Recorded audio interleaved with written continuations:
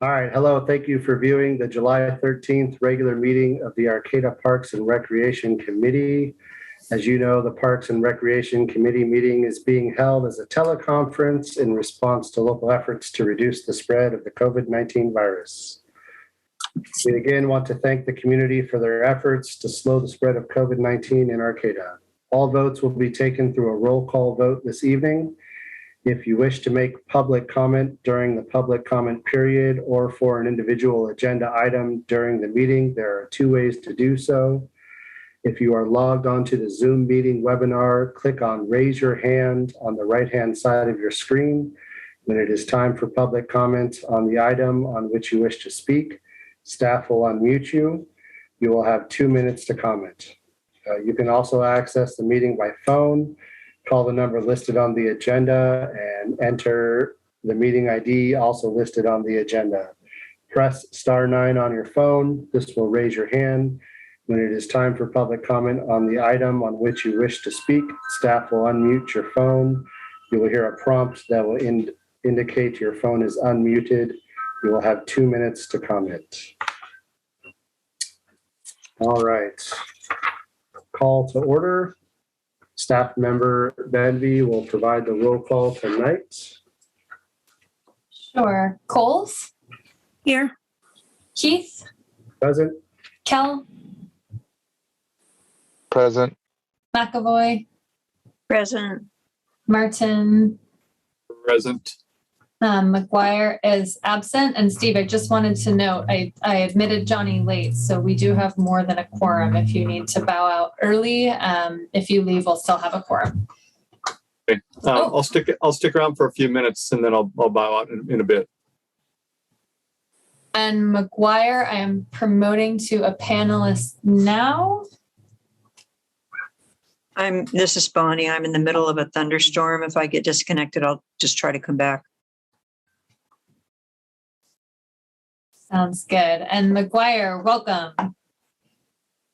Thanks. Sorry for being late. The link wasn't in my calendar. And so I had to look really hard to find it. I finally found like the meeting code in the agenda, in the meeting packet. So sorry about that. Usually I can just click to come in. Perfect timing. We were just calling you on the roll. Okay, so we have roll. We're good? Okay. So minutes approval, Parks and Recreation Committee regular meeting, May 11th, 2022. Any public comments on the minutes? I'll make a motion. We approve them. Do I have a second? Bonnie seconds. All right. We have a motion by Coles, second by McAvoy. And let's see, we'll have a vote. So Coles? Yes. Keith? Aye. Martin? Aye. Aye. And Johnny? Aye. And Jane? Aye. Motion passes.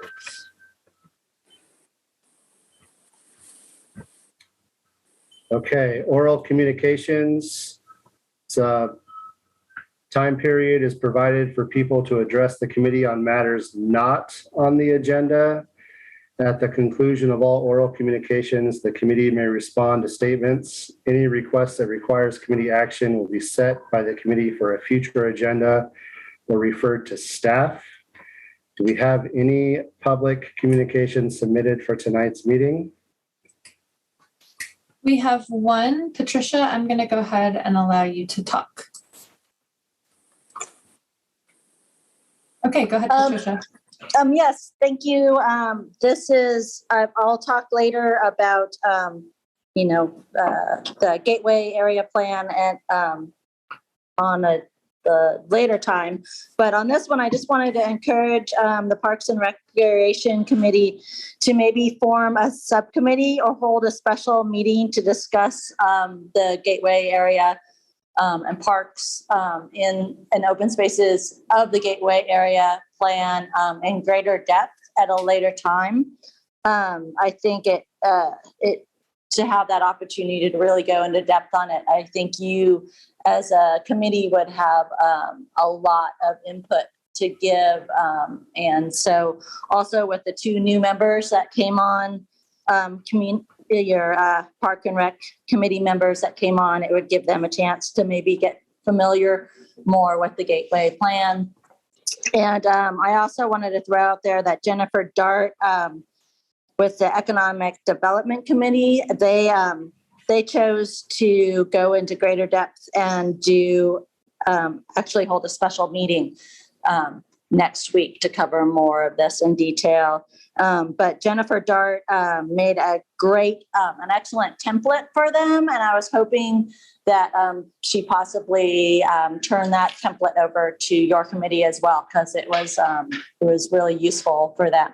So anyways, that's all I wanted to say for the time being. Thank you.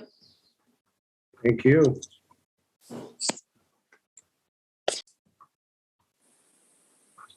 Any response from committee members to that statement? I would just call a point of order and note that that is the matter that's on your agenda tonight. And I'd recommend that if you have questions about that, you reserve it for the agenda item. Yes, under future meetings. Thank you. You can also take it up when the Gateway item is heard.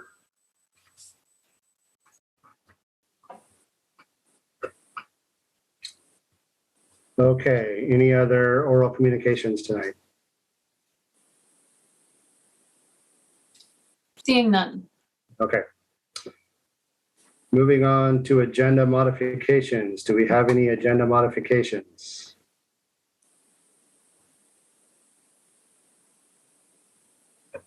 Okay. Moving on to new business, elect chair and vice chair. New fiscal year, time to elect a chair and a vice chair. Any public comments been received on this item? Seeing none. Okay. I thought we Go ahead. already did this. Our municipal code requires that a chair and a vice chair be elected on the fiscal year basis. So all the committees first meeting in July typically go through the chair, vice chair election process. Is there a job description for those?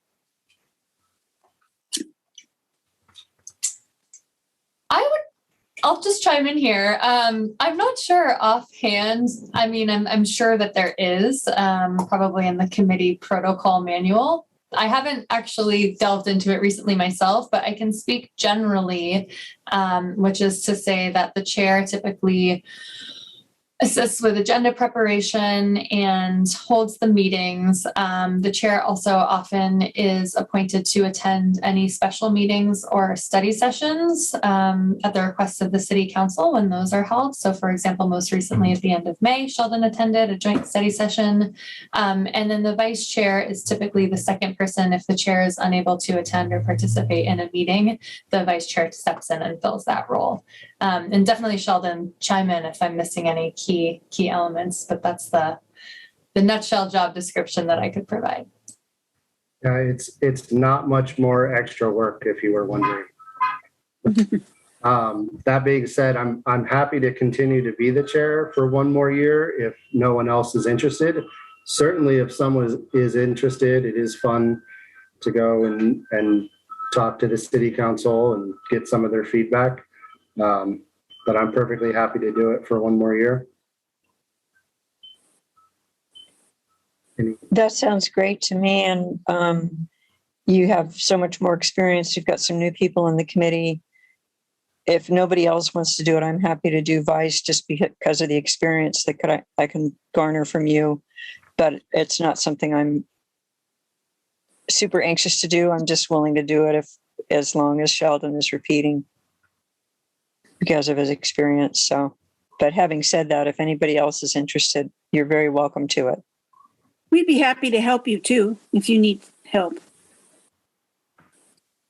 I'd like to nominate Sheldon for chair and Bonnie for vice chair. I'll second it. And can we treat that nomination as a motion? Okay.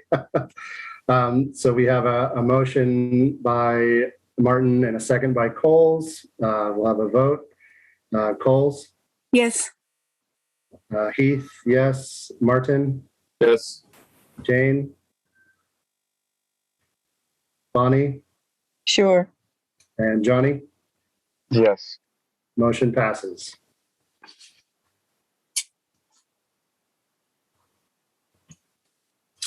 Okay, new business B. Consider Bloomfield Park improvement, community input, and take action as appropriate.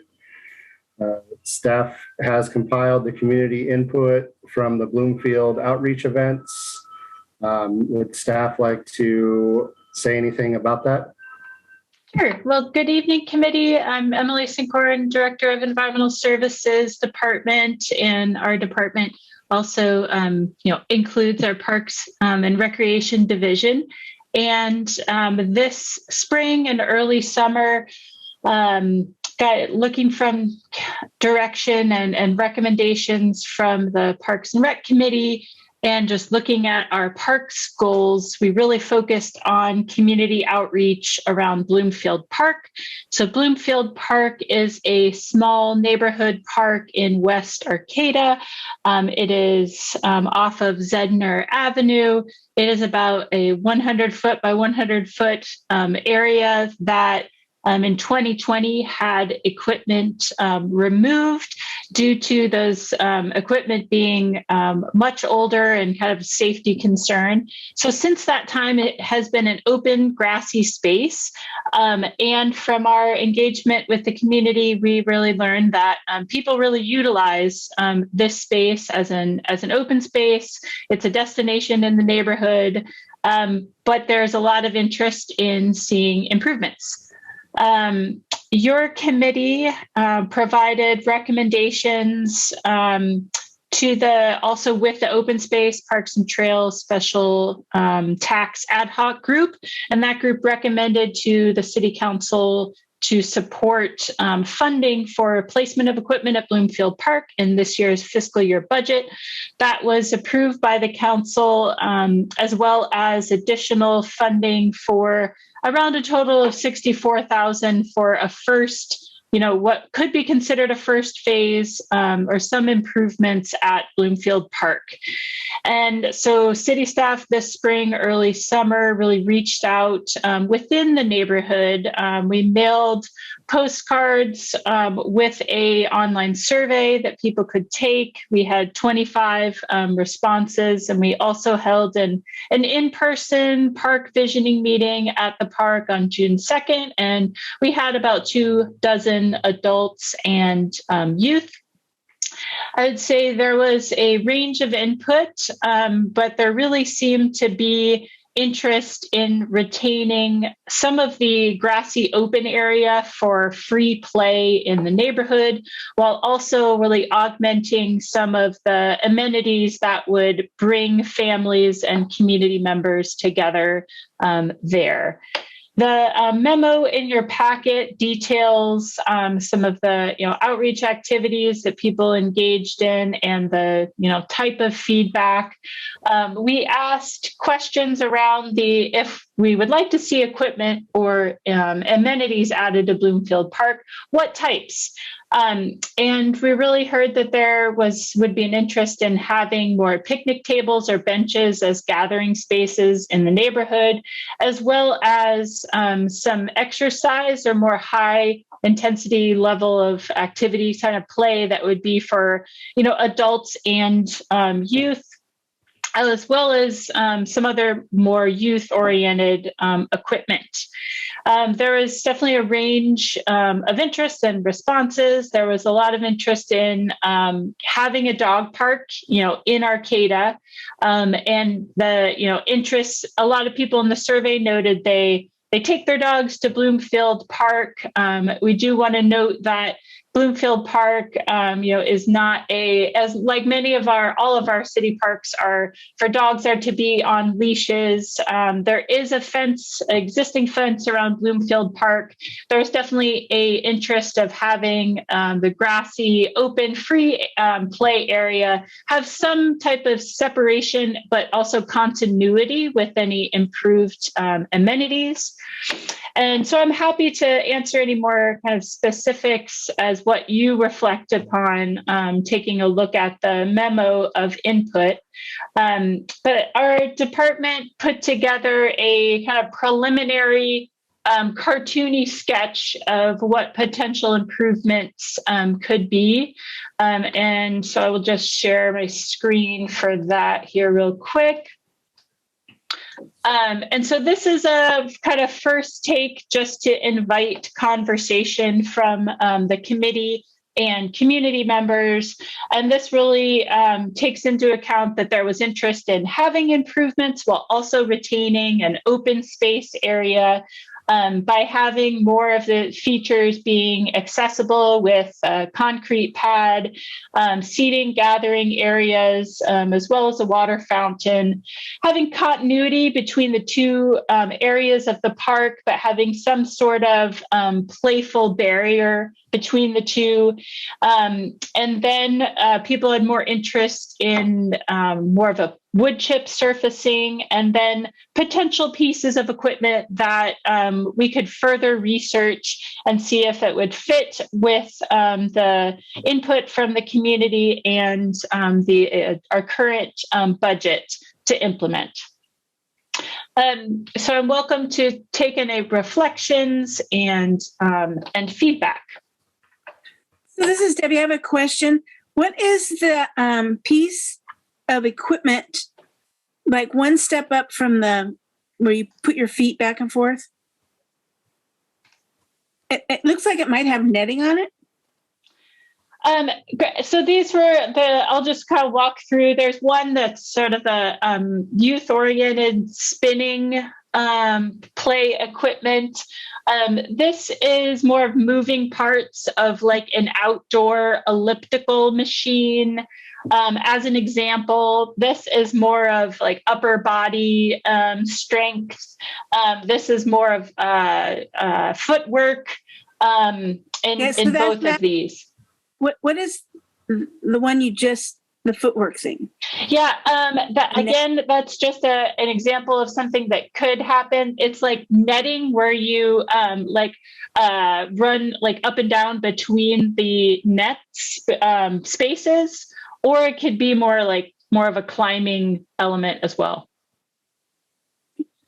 I think you guys did a good job. My only input would they all wanted picnic tables. And so I might put one more picnic table so the two groups could experience it at a time. Like a table. But that's just a suggestion. I think this looks okay. This is Jane. I have a question, comment, but I noticed in the comments, it seemed like many people were asking for a dog park. And, Bonnie, I just saw your hand. I'm so sorry. I wasn't looking at my little dots of people. Go ahead. Let me just, I noticed that looked like there were a good number of people asking for a dog park.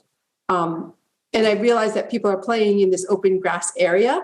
I think I read that as well, but that it's not necessarily within city ordinance of playing without a leash in that space. And so I'm just wondering where that conversation went. Yeah. Yeah, definitely. We had a lot of those conversations in person at the outreach event. And, people in reality, every evening take their dogs with a ball, and dogs play in the grassy area, and also kids play. And they seem to have, a lot of people that go to the park see each other in the neighborhood. People wanted that grassy open area for continuing to have a dog run, kind of de facto. As well as people also, shared that for one youth birthday and one adult birthday in the neighborhood, they like put up badminton, and that play area is for humans, as well. We heard a lot of that input. As far as a dog park designation, community members voiced that they would love to see a dog park in Arcata. They did not feel that opening Bloomfield as a dog park that would attract people from across the city and across the region. They didn't feel that would be a good fit because of the size of Bloomfield and the limited street parking on the adjacent street. And Bonnie, would love to hear your thoughts. Yeah, I actually have 4 little questions. One thing is restrooms. Is that a thought? The other thing is that if you do let people bring their dogs and throw the ball, that you've got a lot of dogs off leash, and you're also attracting small children, and that's when bites tend to happen. Third thing is that I've noticed that some of the benches around town are being broken up to prevent people from camping and sleeping on them at night. So that would be one thought with the picnic tables, to maybe come up with some sort of chair or stool arrangement rather than the long seats. And then the last thing would be liability. Is there some kind of insurance that the city has to carry for this that's different because it's a play area? And do any of these equipment items that are being added impact, the liability, or some of them more dangerous and risky than others because children can fall, for example? Those are my thoughts on it, just off the top. Yeah, great. Thanks for those questions. For a restroom, having a restroom is a larger level of development at any city facility, and that will not fit within our $64,000 budget. Installing a restroom would be more than that. The city has prioritized having restrooms at our really highly utilized regional and community parks, and many of those restrooms are that need is filled by a portable restroom. We are looking at some of our proposed improvements at Carlson Park, having a vault toilet, as well as potentially at the Marsh with our proposed boat launch enhancement, new boat launch. Those were 2 that are really proposed for some new, permanent restrooms. But at this time, with budget and maintenance, we've not been able to prioritize, restrooms at our smaller neighborhood parks, seeing that we see those uses be more within the neighborhood, closer to where people are living. But that's a great thought to continue for all of our parks conversations. Very definitely agree. The city would not be promoting this grassy area for use by dogs. At the meeting, we reiterated the city's code, and that is why we're looking at having a barrier between the 2 spaces, and having that be it could end up being a short, fence, but maybe it can be something more creative that is a barrier, but is also it could be played on, or could have some more beautification elements. So that would really need to be worked in the design phase. Would love any feedback on that.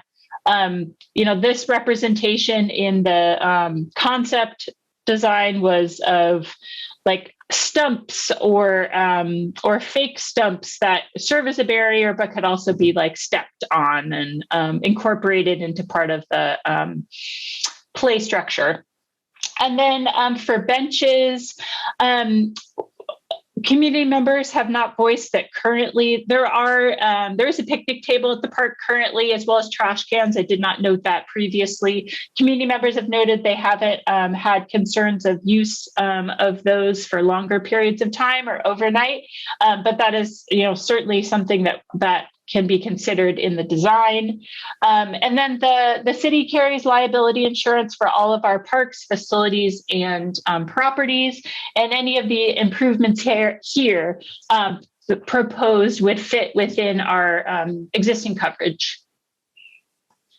Thank you.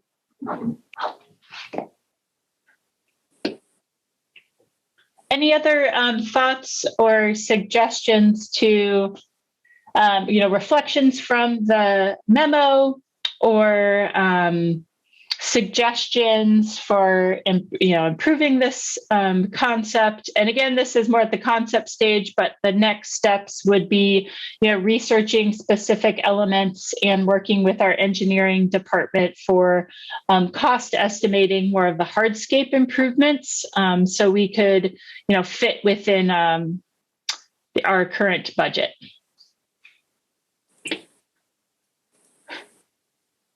Yeah, I think you used their suggestions well. I mean, some of the things they wanted are in that sample. And I like the idea of the barrier being a usable barrier, something they can sit on or stand on. Great.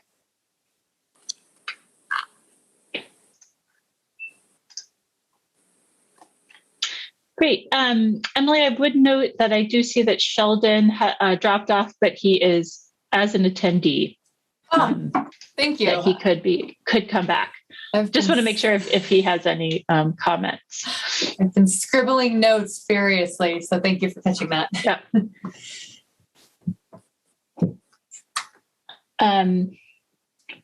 Yeah, well, I've certainly heard, consideration for design of the benches and picnic tables, and perhaps considering a second picnic table, and considering really need for a barrier between the two areas of the park, and having that be something that maybe could be more of a play element as well. Would the committee have any, other recommendations or thoughts?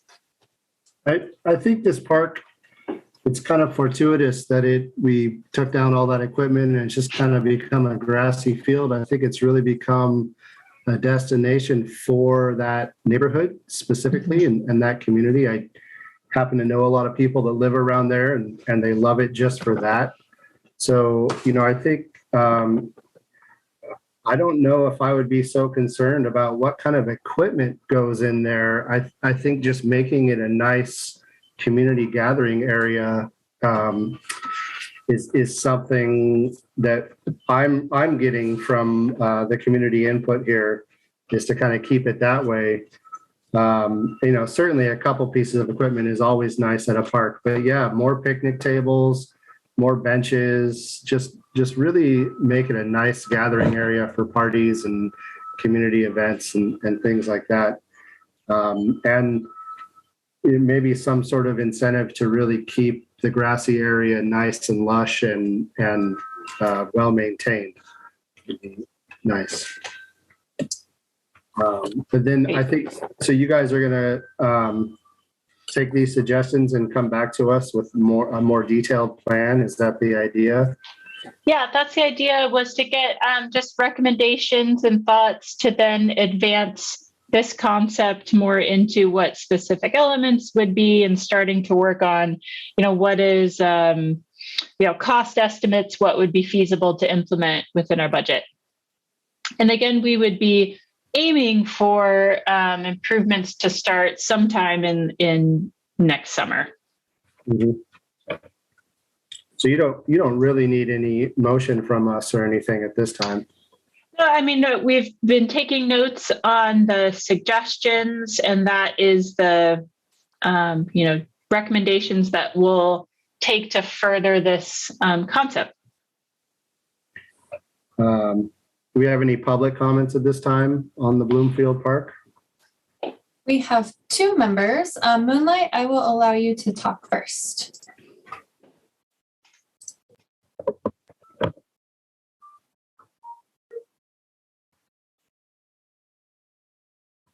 Okay, go ahead, Moonlight.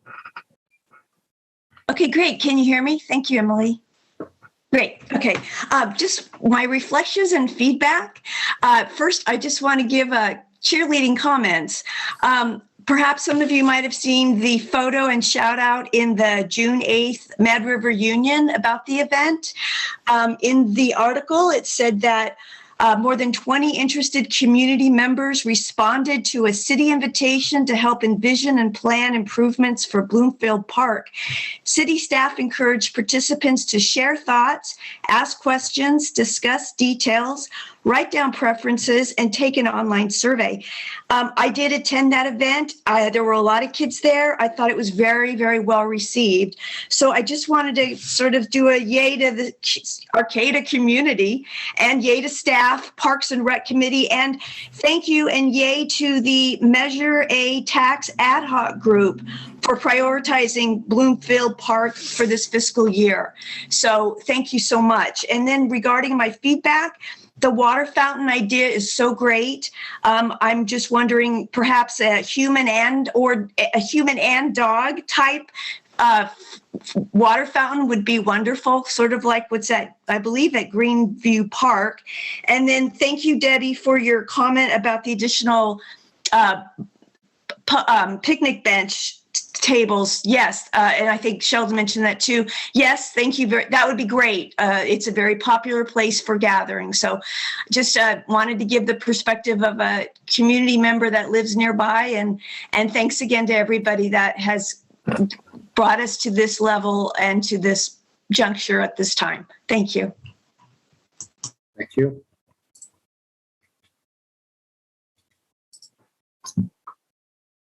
And Fred, I will allow you to talk in 1 second. Moonlight, I think you have an older version of Zoom. I'm getting a notification, so I can't change your role back to an attendee.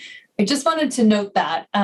So please stay muted, and then we'll unmute you if you have additional public comment. And Fred, I will allow you to talk here. Just 1 moment. Okay, go ahead, Fred. Okay. Yes, hello. First, I want to thank the committee for all the work that you're doing.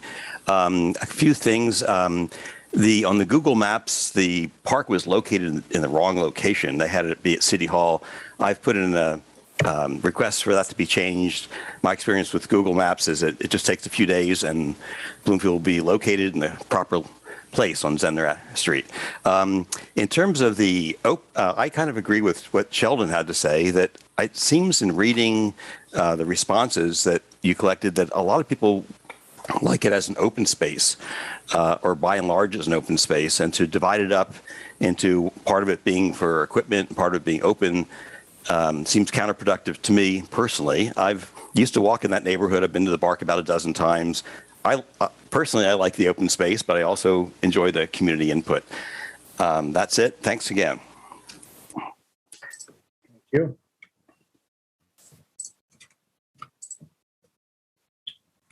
Okay, any further comments or questions from the committee? Yeah, since it's mislocated on the map, I just have a quick question. Is this ending up being within the new Gateway region at all, or is it north of there? No, this is north and west, and I will share my screen for Bloomfield's location. So just for orienting, here's Alliance, and here is 11th Street. And so Bloomfield Park is north of 11th on Zedner. Okay. And is the equivalent of, like 2 city lots. And so it's about 100 feet by 100 feet. 500, yeah. And just for, orientation, it is, within walking distance of other parks. And, Greenview Park has had, a lot of more recent great upgrades. And just for discussion from the committee, Mountain View Park is another park that in 2020, much older equipment was also removed. So just to give that context of where the parks are located. Okay.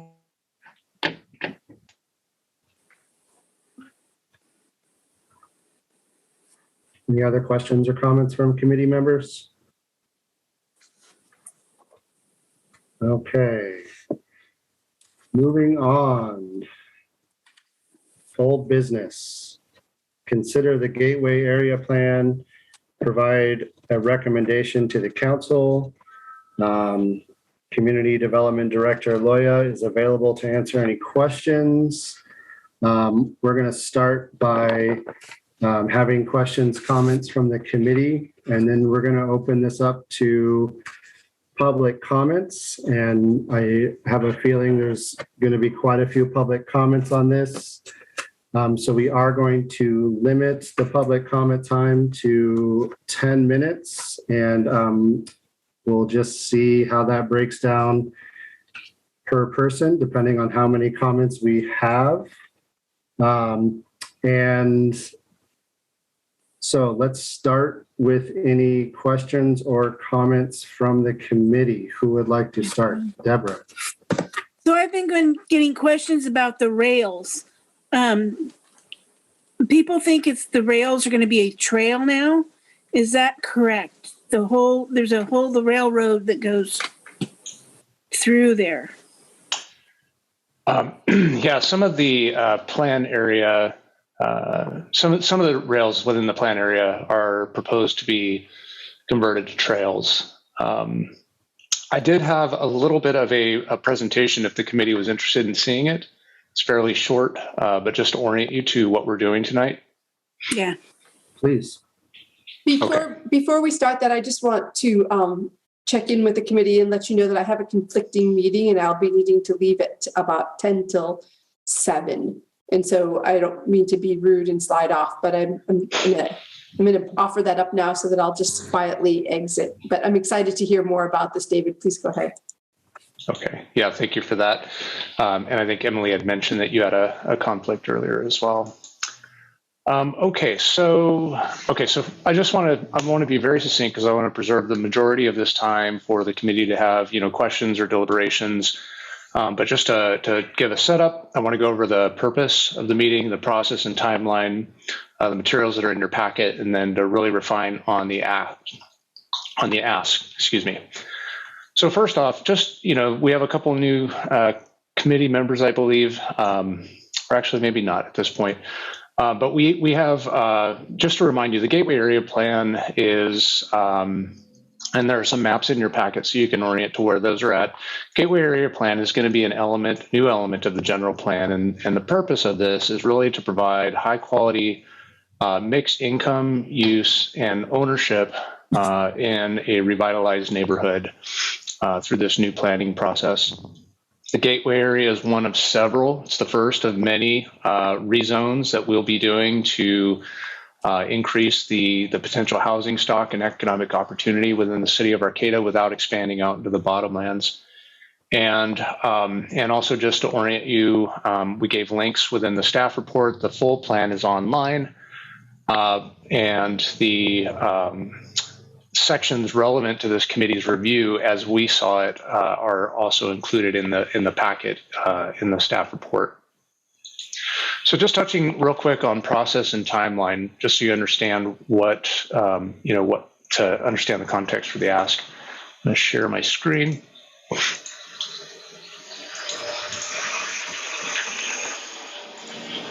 And sorry about that.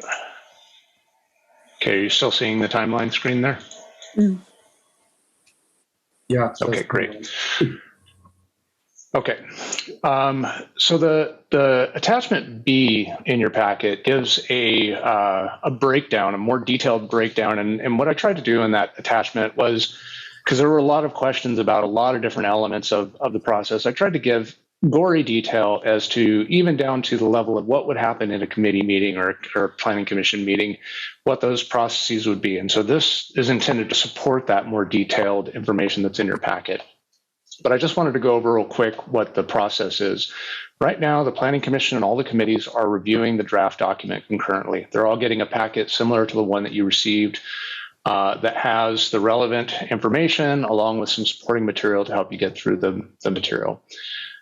This first pass review, while you're looking at these drafts, is going to take 1 to 3 months, depending on how long the committees take to to get through the material.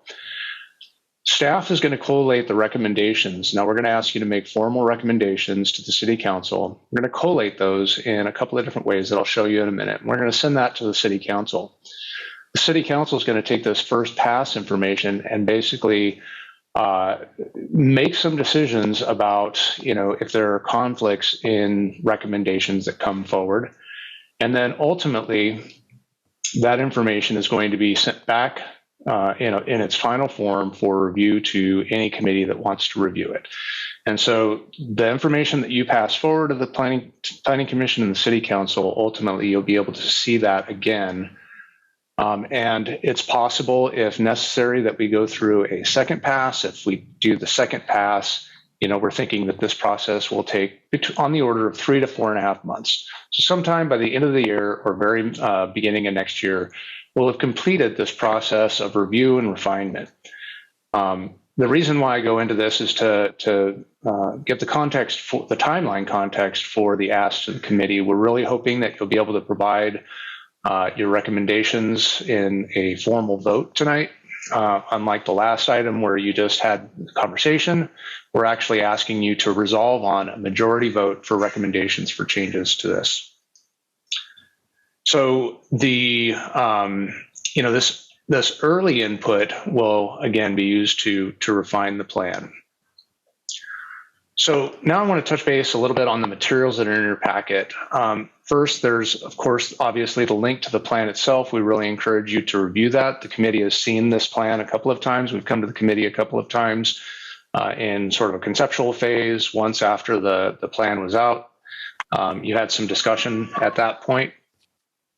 The discussion that you had is actually included, the summary of that discussion is included in the table, which I believe is attachment C to your packet, at the very top in the green box. And then we also have a separate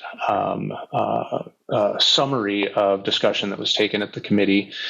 And so you can take this in one of a couple of different ways. The table includes all of the policies that we believe are relevant to this committee.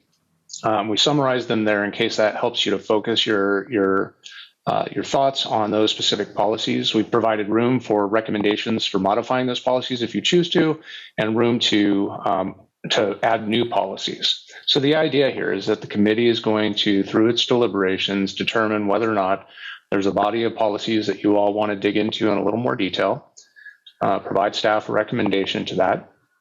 And it could be that, hey, look, this policy looks great the way it is, or it could be we need you to add this, other additional thing, or it could be there's a new body of policy that we need you to add.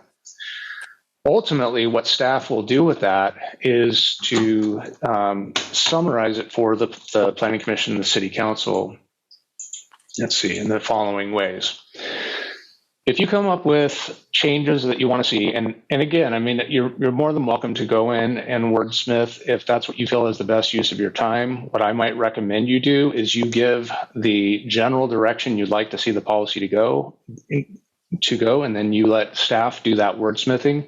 But if you want to, provide specific language, you can. But to the extent that these changes don't change the overall direction of the draft that's been provided, or they affirm the policy changes, so they have non-substantive changes, or they reaffirm policies that are already in there, you'll see them in line as you see this green bar here. This was a recommendation from the Planning Commission. And what we'll do with those recommendations is color code them so that we can tell, all of the green proposed changes came from the Planning Commission. Maybe the Parks and Rec Committee will be yellow, and you'll be able to see as you look through the document visually where those changes came from. Now, there are some recommendations that are going to come from, committees or from the public that are not going to either align with the existing policy or be non-substantive. And so what we will do with those changes is that we will summarize them in a table for the Planning Commission and the City Council to review, letting them know, where this policy is located, what the topic is, what the recommendations were for that topic, what the source was, what the recommendations were, and what those policy implications might be. And then ultimately staff will make a recommendation to the City Council, and the City Council will choose So in this example here, you see the gateway building height has been a hot topic. Some people think it should be limited to 3, some say 4, some say 6.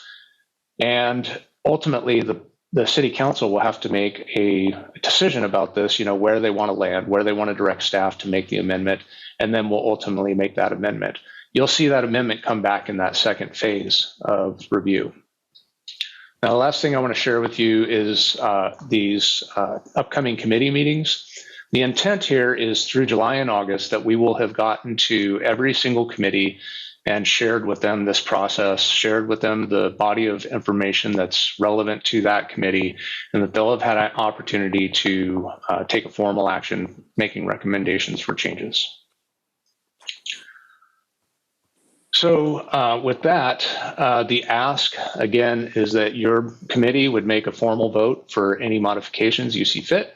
If you don't think modifications are necessary, you can take a formal vote to, to forward it on as it is, or decide as a committee not to vote on it. That would be a tacit vote for adopting it as is.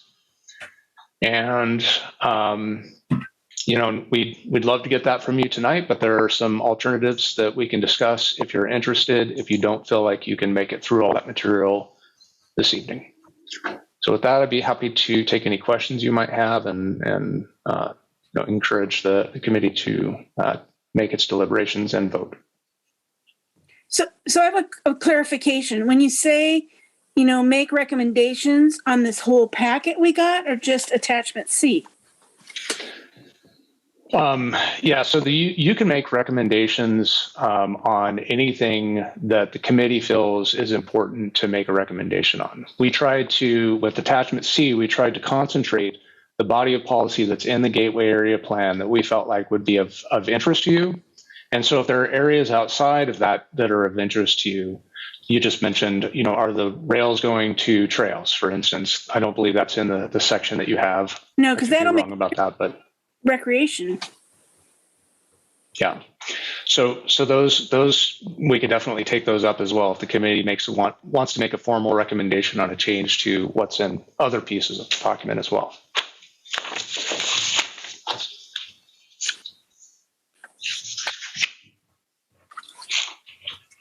I have some questions and comments.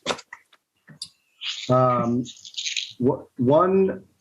clarification I would like is what is going to happen with the dedicated bike path on L Street? How is that going to change? Is there going to be a replacement for that? I'm not really clear what the plan is for that. Yeah, that's a great question. The plan incorporates the trail in its existing location. And so the proposal is to maintain the trail in its existing location. And will it still be separated from automotive traffic? Yeah, absolutely. And I'll get you a reference to this specific image that shows how that would be incorporated. Yeah, because when you drive down L Street, specifically next to the arts building, it doesn't look like there's enough space for like a sidewalk, a road, a green space, and then the path, and then their current parking and dining area at the creamery. And then the rails. Yeah. So, I mean, there's just not enough space for a real. There is in the existing 50-foot right-of-way. There's enough space to accommodate all of that. But would it be pleasant? Because they have tables out there where you can eat and sit, but I wouldn't want to eat and sit next to a road like K Street or Alliance. Because if L becomes a thoroughfare, it's going to be a whole different environment. Yeah. So in the Gateway Plan on page 76, and I'll pull it up here in just a minute, there's the L Street one-way couplet southbound, and it identifies the designs that are being considered. And so, for instance, in front of the creamery building itself, there's looks like 4-foot green space, the two travel lanes for the bikes, approximate 6-foot green space that separates one-way southbound lane of traffic, and then angled in parking. And I'll bring that up in just a second here. Yeah, because they also have in that area, they have artwork that I assume would have to be moved. And then they have the artwork in the street. Yeah, no, the artwork wouldn't have to be moved.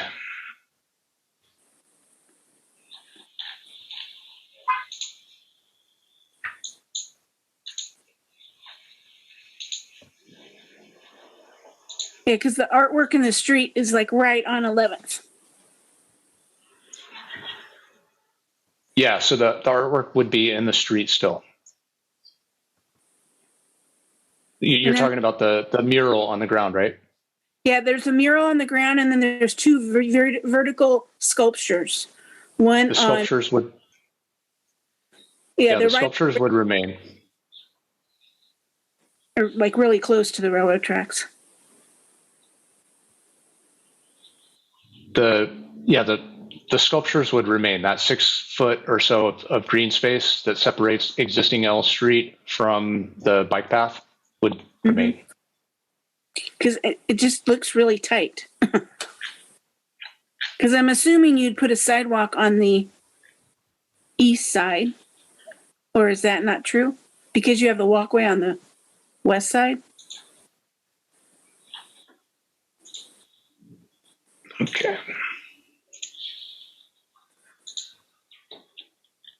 So here's here's the plan. So for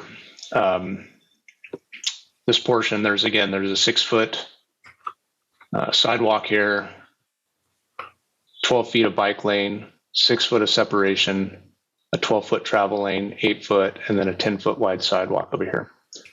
And then scrolling down to in front of the creamery building, there's a variable 4 foot wide to approximately 8 foot wide out here. Green space, 12 feet of bike lane, 6 feet of green space. That's the existing green space. 12-foot travel lane, then angled in parking. Green space with the trees, that's part of their property and parking. And then there's the bike lane, and then there's green space over the railroad tracks, and then the road.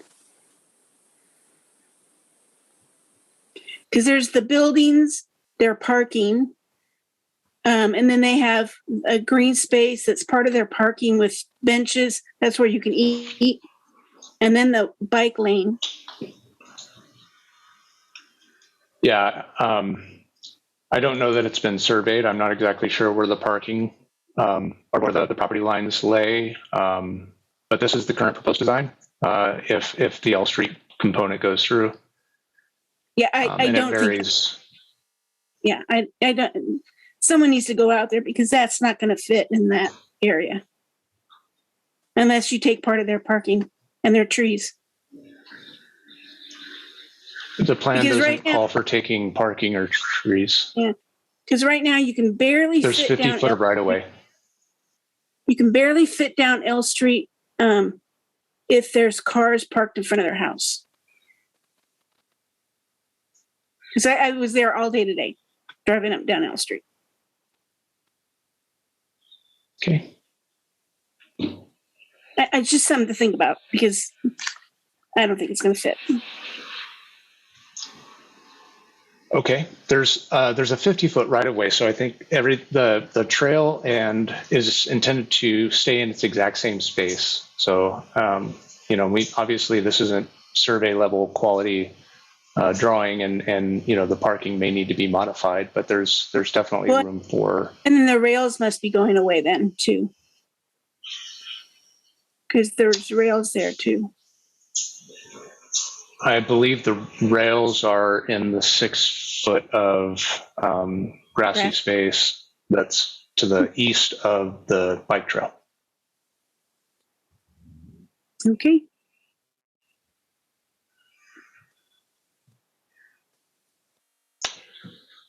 So one thought about how to get through this material would be if you had specific, recommendations on, any of the policy. If any of you felt the need to, what happened to our committee members, Emily? We have lost Sheldon, but he's not an attendee, so I'm hoping he'll rejoin in a moment here.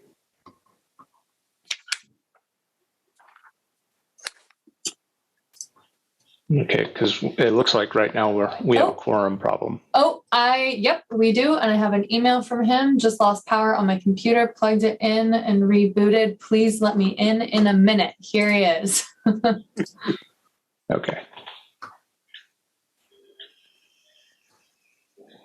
And we're back. Sorry about that. I don't know what happened. Power went down. Sorry you missed a bit of that, Chair. We were just talking about how to transitioning from the discussion on L Street and thinking about how to get through the material. If there were policy areas that any of the committee members wanted to put forward as potential to discuss, if you want to go through the material that way, or if you want to continue to just kind of talk through some of the higher level concepts. I do have a couple more questions. And let me see here. So in attachment C, thank you so much for putting that together. That was very helpful. The suggestions for language modifications.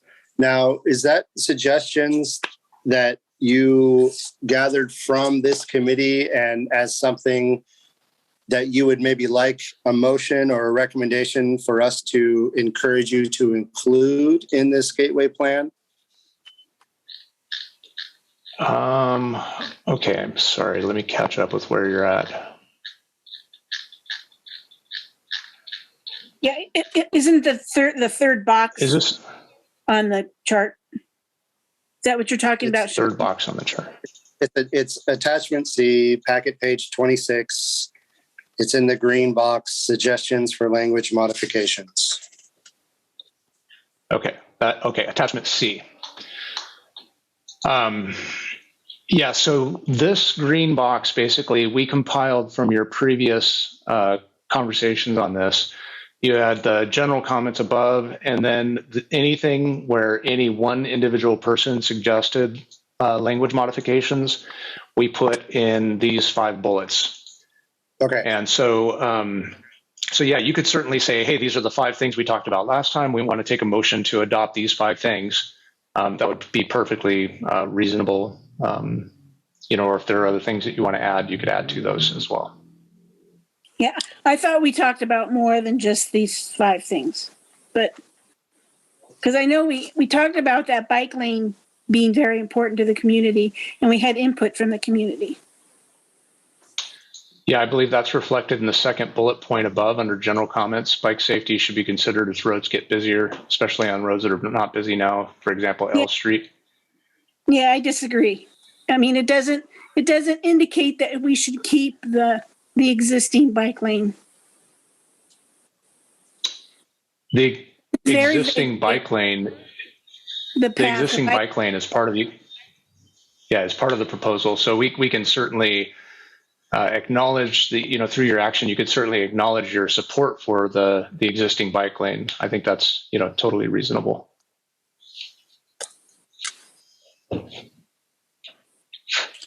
Because, I just want to, I know I've been pushing this at each one of these meetings, but I'm just very concerned about the lack of, active recreation facilities that the Gateway Plan has here. So on the suggestions for language and modifications, 1, 2, 3, the 4th bullet point down, differentiate definition of open space in table 8 to make clear the differentiation between passive and active open space in the gateway area.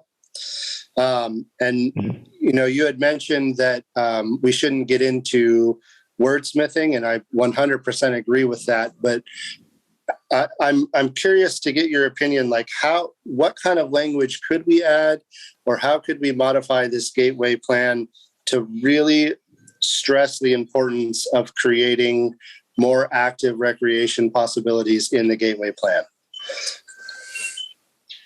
I think you just laid it out right there, Chair. I think if we just added to this policy, this body of policy, that especially where we're talking about the publicly accessible private open space, that the city would encourage, or that the policy emphasizes active recreation spaces.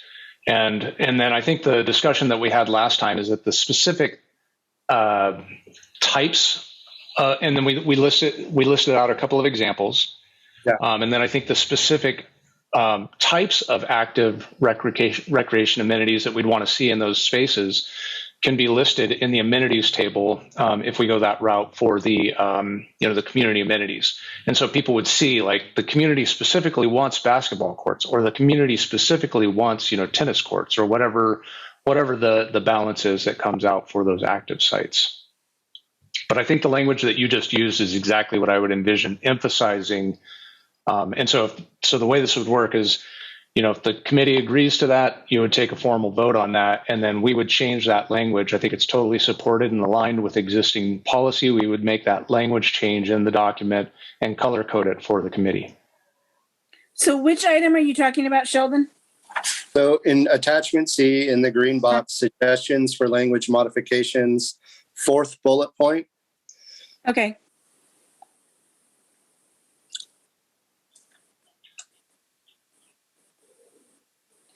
Yeah, one of my items was to not include passive recreation in with the overview of recreation. Like, we have all these recreation spots, but all but one are passive. They're a marsh, they're a creek. I don't want to include those as recreation spots. But I don't know how to word that. I guess the active recreation. Yeah, I think that was part of the idea behind this, differentiate the definition of open space to make clear the difference between passive and active open space.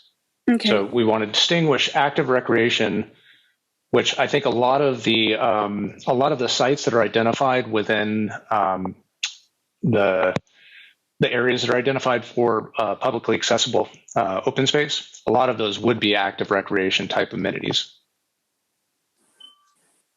I disagree. That marshy area, that wouldn't be, you could have a bike trail, but, I would like to see more of an area set aside for a tot lot. I like the area for the Plaza area. Let me show you a map. And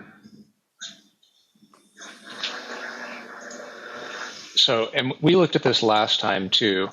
So here's the gateway area outlined in yellow. And then, all of the area outlined in red, this entire area here, is identified as private open space. And so we can emphasize in this private open space that we're looking for active recreation amenities. What about Does that make sense? What about outside the red, inside the yellow? Many of those spaces may be able to provide that. The reason why this area was selected, I think, is because there's a lot of opportunity with the vacant sites that are existing. And also because there was higher development potential in these sites. And so they'd be able to, offset the cost of providing that active or providing those recreation amenities by the increased development potential. But certainly sites outside of this area, also because they're central. This is kind of central to the area. But we cannot, clearly areas outside of that have the ability to select as one of their amenities that they're providing active recreation or, other publicly accessible open spaces that provide those opportunities as well. Okay, because, if like the checkerboard square, the Plaza, I think we need to identify a space for that before this whole thing starts, because I don't think anybody's going to donate.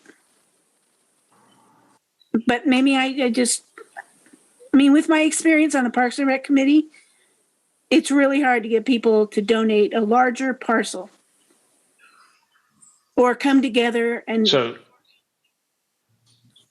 this is identified here. But it says Do you want to identify it? To be determined where that would be. So that's what the label. Yeah, so this is on part of the reason why this is located here, again, because it's central. But this is on a group of parcels. It's all in one ownership. So this provides a unique opportunity to provide a fairly large space that could be, open to the public. And, it may be similar to the Plaza. Maybe it's more of a park. I don't know, kind of we have to go through that process to see what is the desire for that area. And the reason why it's saying that it's to be determined where the exact location is, it's on that parcel somewhere, but we just need to master plan it. I don't want somebody to look at this map and say, oh, that's exactly where that place is, where that's going to go.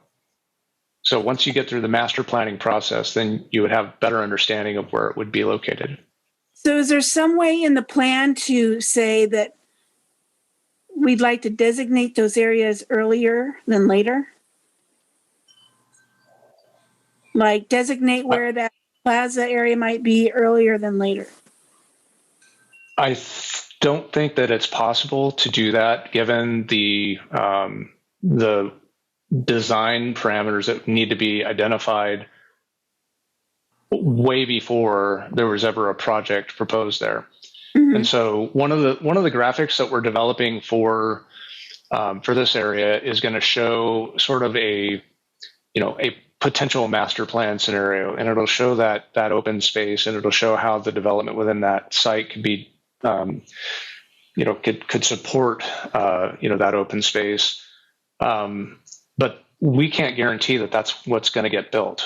Correct. It's going to be very conceptual, and so when that proposal comes in, they're going to have to show that they've got the open space on that site. That's one of the amenities that we're saying we want to see this amenity on this site because this is where the opportunity lies. Another example of that is the creek daylighting, that opportunity that is on the car wash lot. This is one of the only opportunities that we have for significant daylighting in this area. That's cost effective, and so we've identified that on this site. There's a special amenity that we want to see out of this site. Similarly, there's a special amenity that we want to see out of this site, and so that's kind of the concept here. But then when it got to the point of actually coming in for the master plan for this site, they would have to refine where the exact location of that would be at that time. So whoever developed that site, would they be required to come up with a big green area? Exactly. Because I can see your plan is like a dream, but in reality, those dreams may change dramatically. Does that make sense? It does. I think this is a visionary document. The idea is that it's aspirational and it points the direction that we want to see the city go. The benefits that the way that the plan is structured right now, or the way it's proposed to be structured, is that a developer, when they look at this plan and they look at the form-based code that's associated with it, they would know what the community wants them to build. We would know as the community what is going to get built. And instead of going through public process that then requires them to spend money reassessing, reevaluating, coming up with plans, doing it by themselves, they put that money into the community instead. They put that money into, for example, a plaza-sized public open space. And so if that developer wants to take advantage of this streamlined permitting, then that's what they're going to give to the community. Right now, our process that's largely based on discretionary review, we would never be able to get that from a discretionary review. That's just too. Yeah. It's not proportional to the project, and so the way that the community amenities are structured, we can say, look, we've got this vision for large open space over here, and you're going to come in and you're going to give this to us, and in exchange, you're going to get streamlined permitting. So yeah, I do think that it's possible. I think that many of the property owners that I've spoken with that are in this area are very interested in what we're proposing. They understand the trade-off.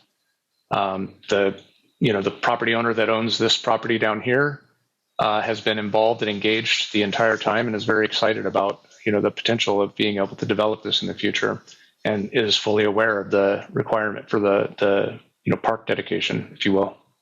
Because there's one area out The there. provision. The propane place looks like it's almost vacant. Yeah. But could we take a little spot, or say in like this area we would like a tot lot? Like a little playground area? Is that a possibility? Yeah, I wouldn't at this stage get so specific about what the amenities are going to be, because we don't know the development pattern.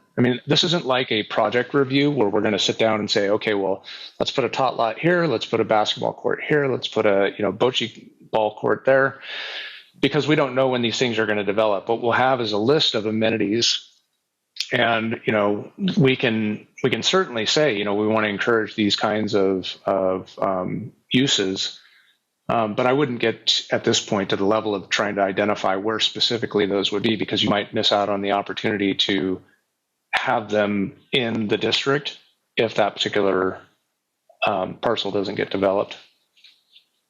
Well, yeah, I can certainly identify those. Not happen at all. It's really hard to believe, in my experience in this town, that people donate that much or agree to those kind of things. I think we've had it once. Okay. It's in Valley. Yeah. So. Yeah. Could I interject something? Yes, You mentioned active places of exercise or amenities. It seems like that can get pretty complicated in terms of commitment for space, like basketball courts and things like that. I'm just wondering if it would be of interest to anyone to delineate maybe a smaller trail around the red area and then have it expand into the yellow area that maybe ends up being a mile, some distance that people can run, walk their dogs, walk their kids, and then have periodic little places where you can stop and do circuit activities like sit-ups, pull-ups. You don't even really need a lot of space or equipment to do that. And you could maybe even get the businesses to all pick their favorite exercise and then plug it in somewhere, the place to be determined later. Pull-ups courtesy of whatever company. And that gives little, 16-foot square areas that are.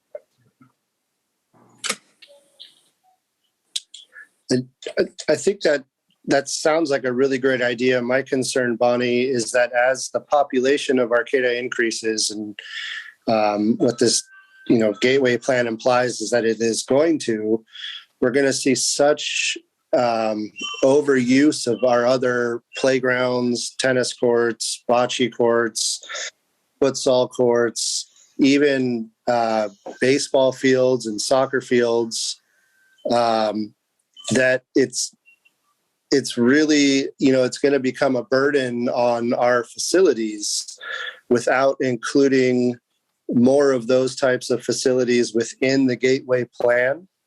Okay, so you're trying to offload from other areas. Exactly. And, it's like if you were to try, just from my personal experience, if you were to try to go play tennis on a sunny day, Saturday at 10 o'clock, you're going to wait hours to get on a court. Yeah.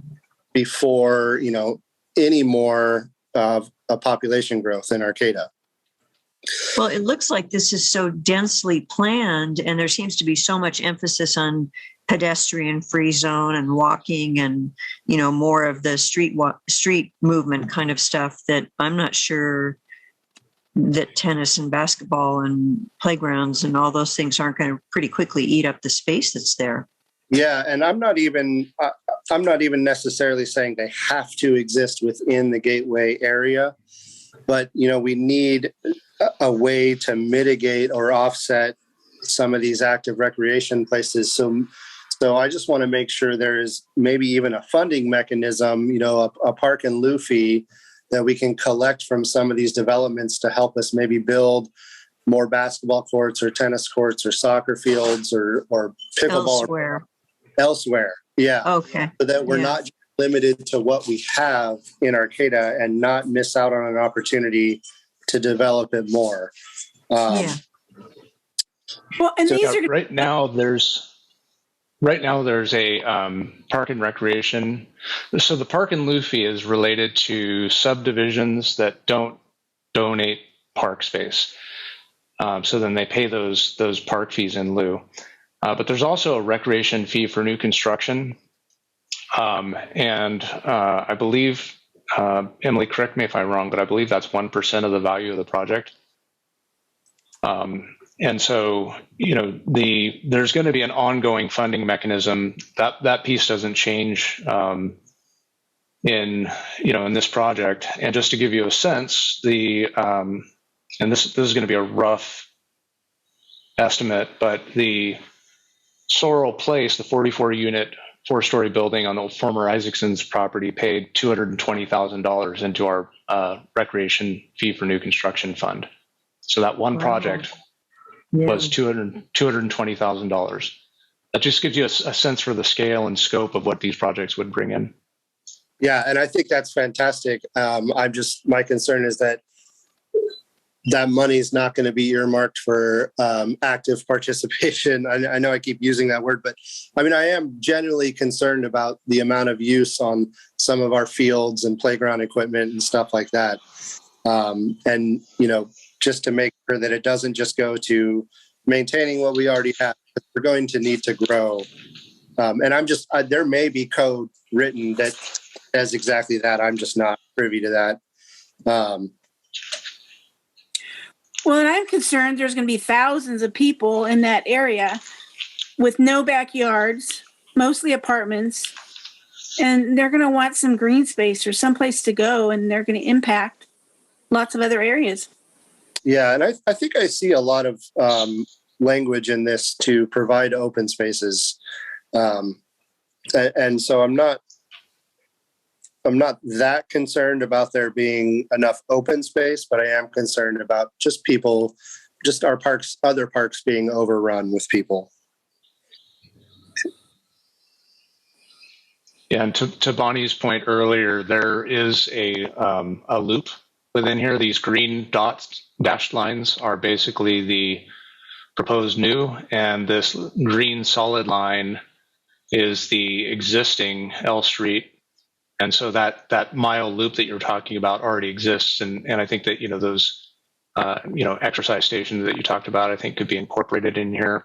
And then, yeah, Sheldon, to your point, one of the other things that we had talked about in that, the red box is encouraging people to put in, some of the smaller scale, active recreation amenities, but then everything that gets built in this area, everything that gets built throughout the city is going to contribute to the, the recreation fee for new construction or park and lieu fees that help support that. And then in addition, we can include, I think the Parks and Rec Committee recommended that there was additional fees that could be put into the Park and Recreation Fund as one of the community amenities. And so somebody might come in and select that as part of their package that, hey, look, I'm putting money into this fund for, for these active recreation sites as you referenced them, Sheldon. That's great. And then I think, just to maybe, Debbie, just if I can kind of summarize what you were saying, just to make sure that I understand what you were saying.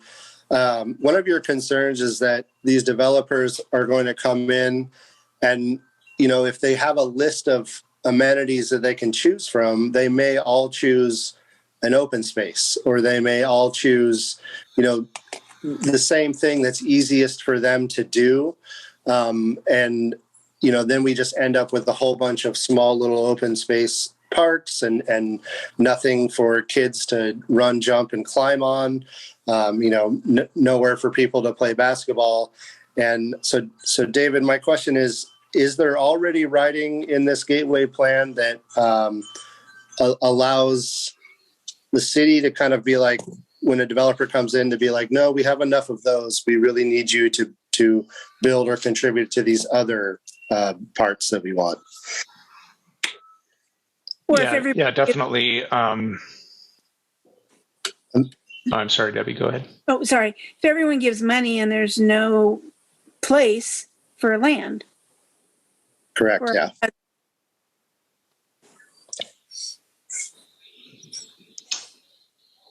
So yeah, there is language in the document currently that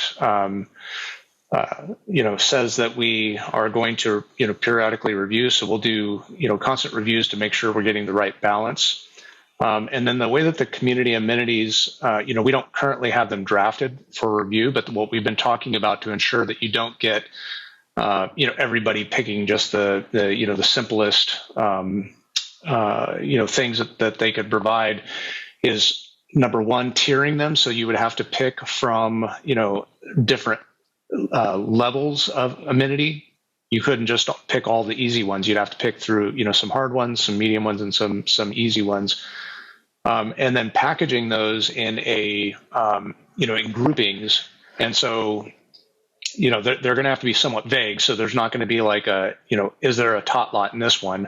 But we'll be able to structure them in packages so that if we have need for, let's say, 5, quarter acre sized, publicly accessible, active recreation sites within the district, we would have 5 packages that have that as one of the amenities.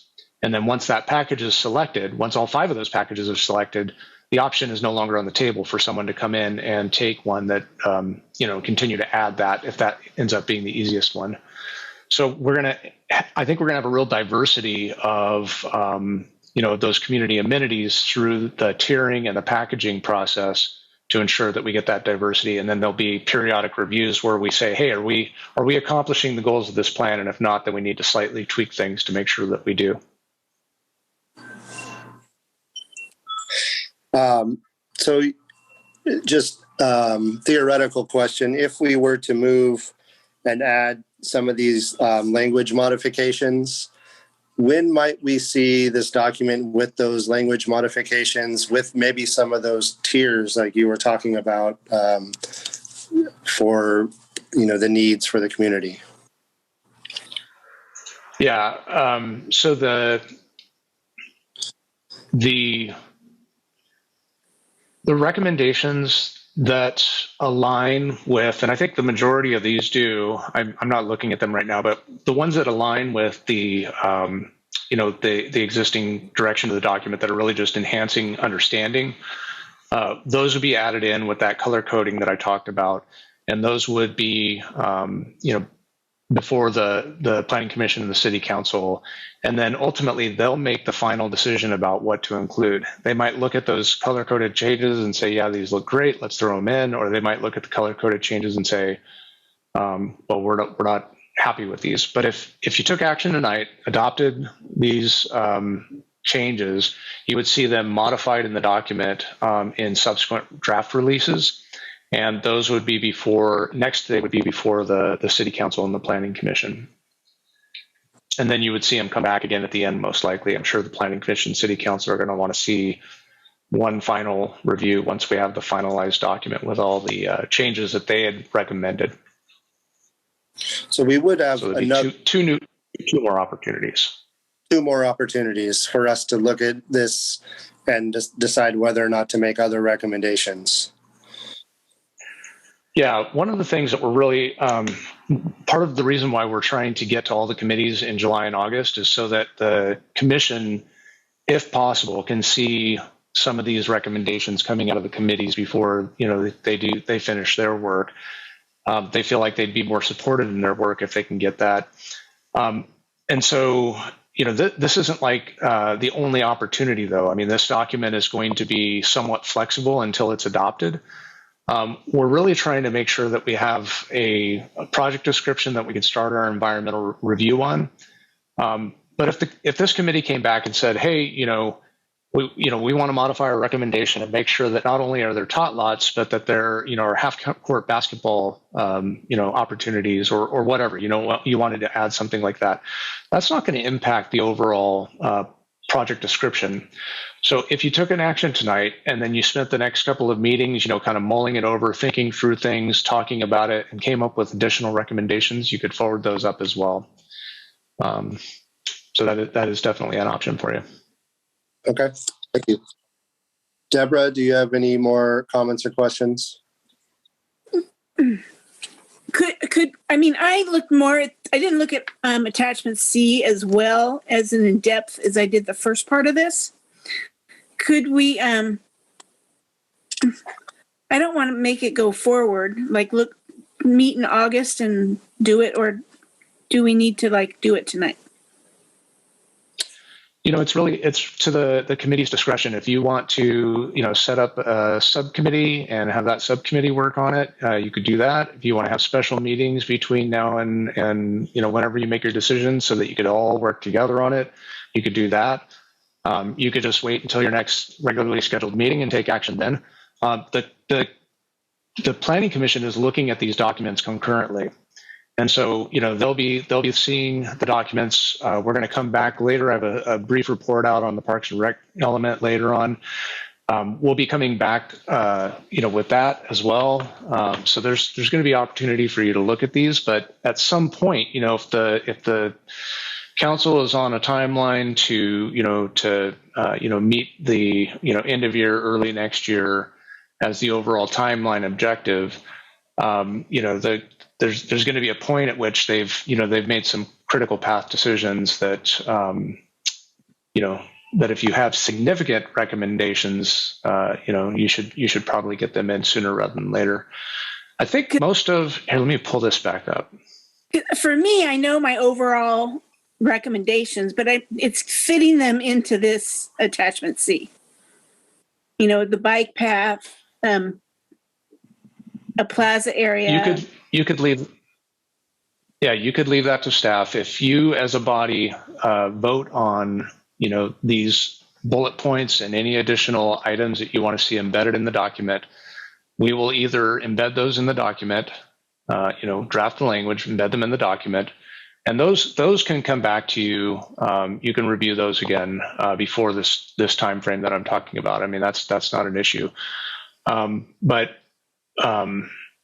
then if you had additional recommendations later, at some point you're going to cross the threshold. You'll have missed an opportunity to weigh in on it, but we're not at that point now. So if you took the next couple of meetings to review this, that I think it's totally within your purview.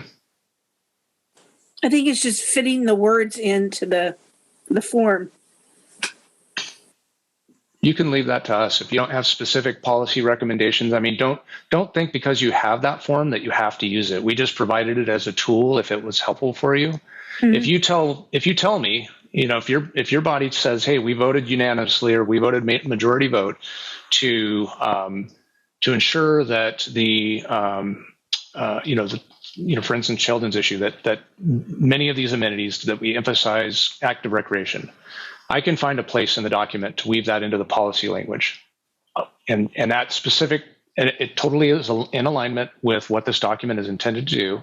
I believe that was the original intent of this document. That helps clarify what the intent was. We can embed that in line into the document, identify it, code it in color coding as the Park and Rec Committee's recommendation, and then that would move forward. You'd be able to see it again as soon as that change is done as well.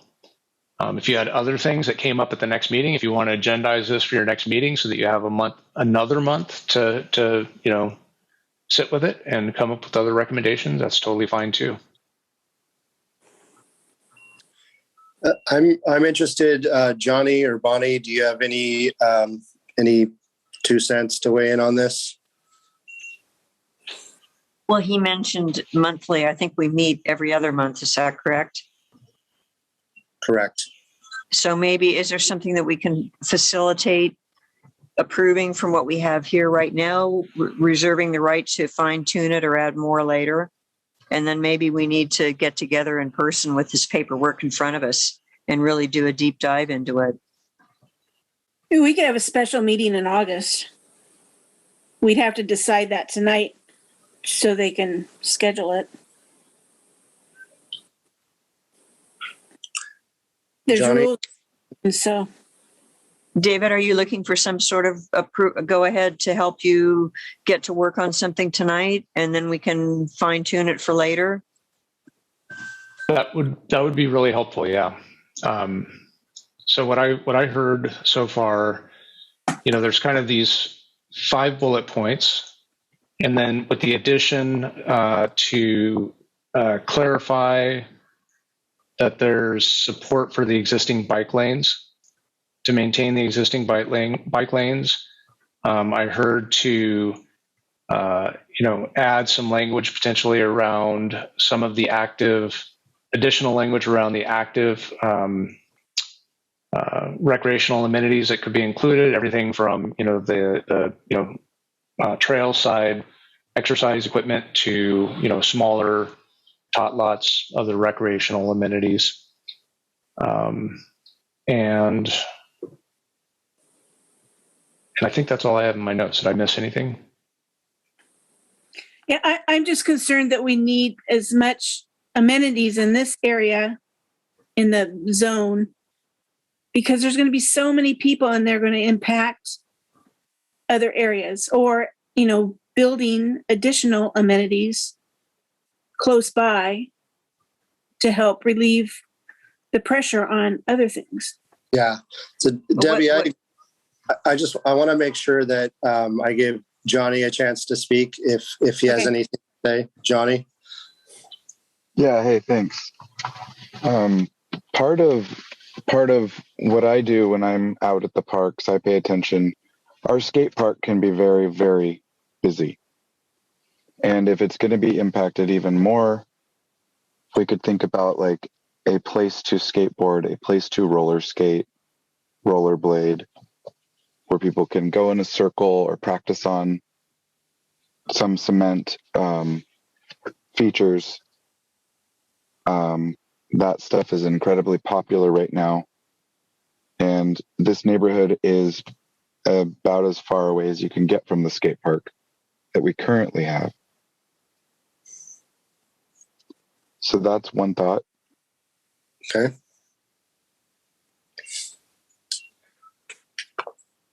So I want to go ahead.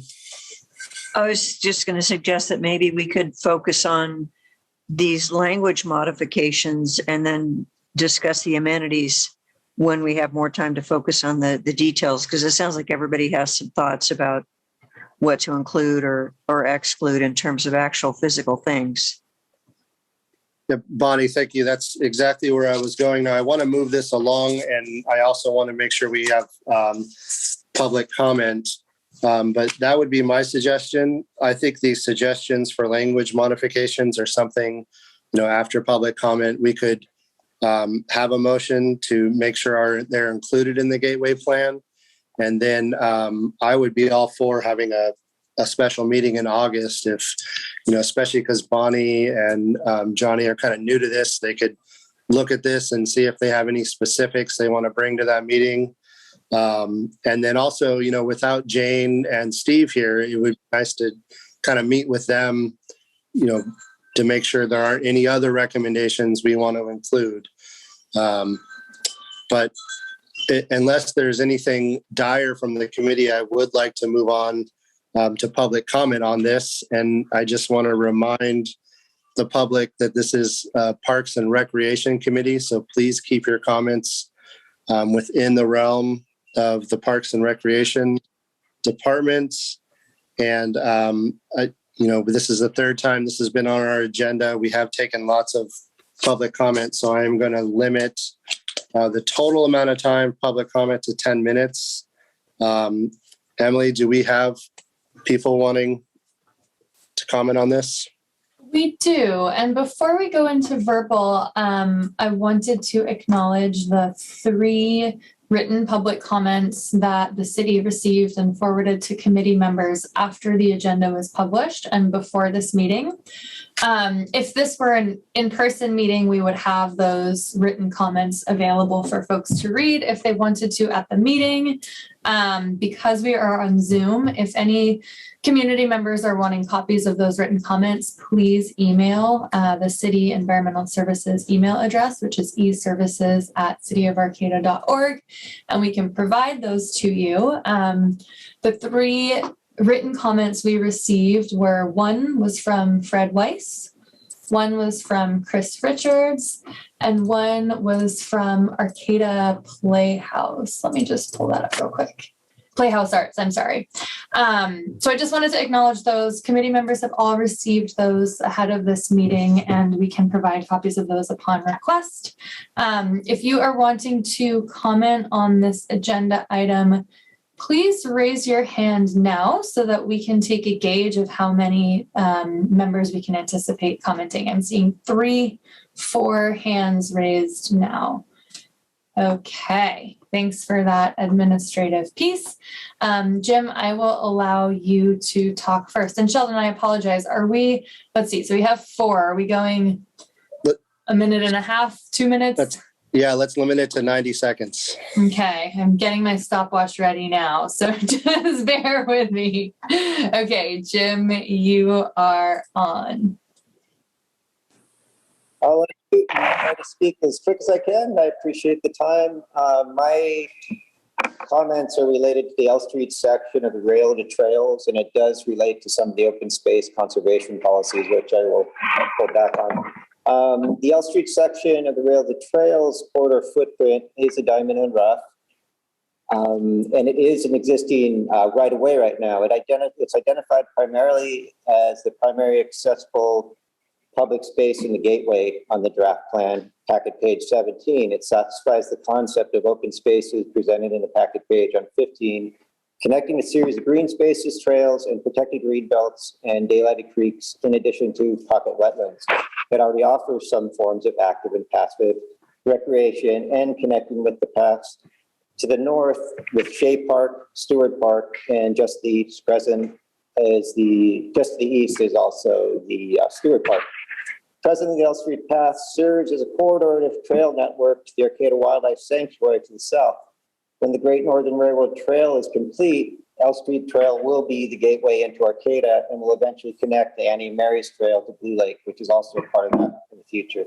The present L Street Path offers a green belt that could be enhanced with restoration, a number of pocket wetlands, and are prevalent south of 7th Street. On the east side of the L Street is a path south of 7th is a linear ditch that runs south. It's considered a jurisdictional wetland by California State and Wildlife, California Fish and Wildlife, and is identified as an active. Sorry to chime in. You're past your time. Thank you. Next up, we have Fred. I will allow you to talk. Okay, you're on. Yes, thank you.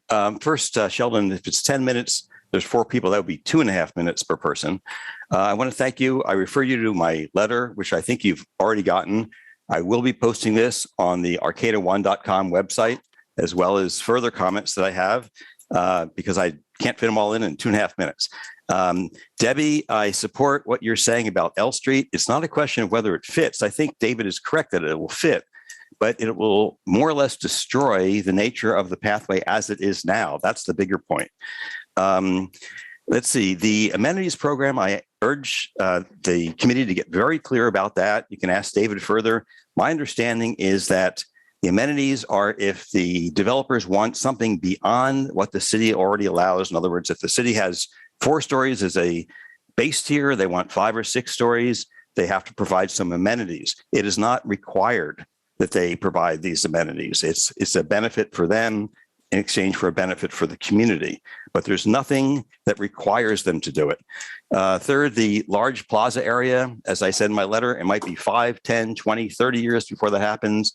I think you need to plan for parks in other places in the meantime, because we don't know, as David has said, we don't know when developers are going to do things. So there's got to be lots of different flexibilities here. given the size and the scope of this, what you're doing here, providing parks for tens of thousands of people over the years, it's really important that you do a good job. I support you in everything that you're doing, and whether you are having extra meetings or whatever it takes to get clear on it. Let's see. Fred, you're over your time. Sorry to chime in. Was that 90 seconds or 2.5 minutes? That was, well, now we're at 1:50. Sheldon, I'll defer to you, but since we set that outset at 90 seconds, my thought was being consistent for all of public comment. It is up to the pleasure of the chair how you'd like to move forward. Yeah, I'd like to stick with 90 seconds just in case other people decide they want to chime in, so we can keep this at 10 minutes. So thank you. Okay. Patricia, I will allow you to talk next. Go ahead, Patricia. Okay, I will talk fast. I will dump out my pitch for L Street. It's a huge, so I will just send that in a letter to you, all the committee folks. Things that aren't being said is that if you look at figure 10C and 10D in the draft of the Gateway Plan, the trail is going to be relocated on the north end of that trail. That wasn't said and that wasn't clarified. There's also easements from property owners that own the easements alongside of that north end of the trail. And also the city does not own the rights to the rail itself. So those will have to be acquired by the city. And most likely it'll be eminent domain, knowing the nature of who owns those easements. I'm not sure about the rails. So I just kind of want to throw out that because the trail is going to be relocated in those areas and moved. I really, really, really highly suggest that you do not make a formal vote tonight, that you do a subcommittee or a special meeting at a later date and really bring in those other, like Jane and Steve and the committee members to really go over the details of this. The vagueness of the Gateway Area Plan is really frustrating for the community members. So as clean and concise of your recommendations would be so helpful to us and the city moving forward. So I suggest that you don't make a formal vote for Tricia, even what you have listed and go ahead with a subcommittee or a special meeting. Sorry to interrupt. Thank you. Okay, and it looks like Chris Richards, you are the last community member with your hand raised on this round of public comment. So I'll allow you to talk and then we'll give one last opportunity in case there's anyone who didn't get to speak. Go ahead.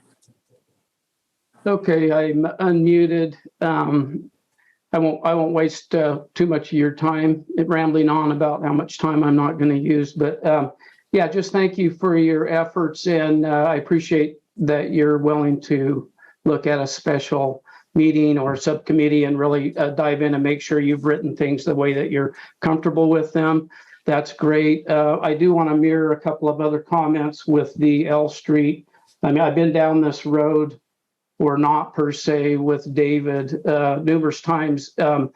There needs to be another plan because they do not have access to property in numerous places, the rails, the north end, to even develop that. So I think moving towards a people-friendly zone, which it's already really working well and evolving towards something quite wonderful. And that could also really increase the availability as a public-owned space for open space for folks. I think really evaluating that and realizing that it's most likely not going to happen anyway. So that's a valuable asset in many ways for that L Street to remain a people-friendly open space area or linear park, whatever. So anyway, thank you so much.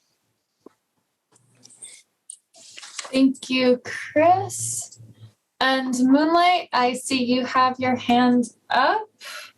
Just 1 second. Okay, go ahead and unmute yourself and you are free to begin when you're ready. Thank you so much. I was just hoping that staff might give an explanation of what a subcommittee is for some of the new members and for some of the community members that are attending tonight. So I just thought I'd ask that question if staff might want to provide that information. Thank you so much. Thank you, Moonlight. Are there any last members of the public who have not yet spoken who would like to? Please raise your hand now. Seeing none. Great. We have any, thank you so much from the community. I took some very good notes. You all had some very good suggestions that will definitely be taken into account. Do we have any other responses from committee members to those public comments? Yeah. Sheldon, I had one thing for David. I did have someone approach me that said that they that part of the trail they donated or is an easement, and would they be contacted if it changes? And I referred them to the city. So I knew that when we had the ribbon cutting for the trail, those people came that donated part of the land for the trail.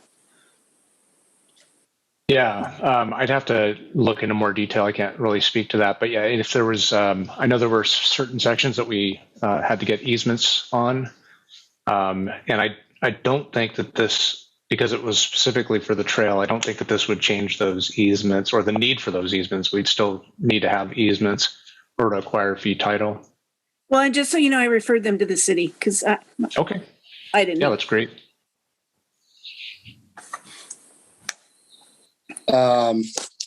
So I just want to address the committee members and the public. So I really do think that the suggestions for language modifications are something we could safely recommend here with the motion. I think these are pretty good language modifications to the Gateway project, and I think it would get the ball rolling in our court as far as getting some things we want. But I absolutely agree with Debbie and the public and Johnny that we do need to have a special meeting. And I think in August, I don't know if we necessarily need a subcommittee.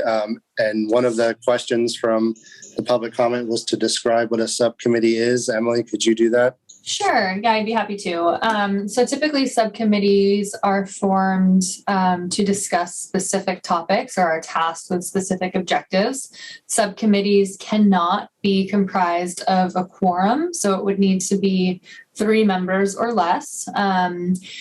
The way subcommittees flow are the subcommittees will dig into their specified topic or objective and then develop a recommendation. They'll take that recommendation to the committee, and then the committee will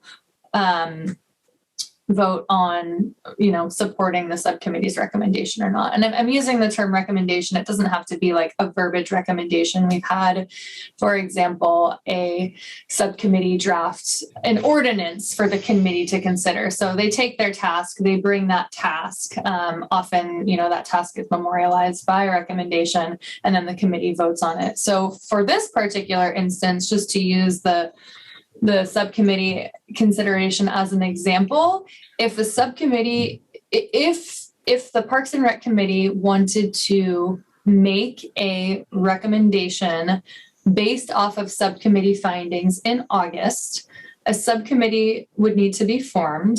That subcommittee would need to meet and dig into the material and develop a recommendation in time for the August special meeting agenda setting. And David, jump in.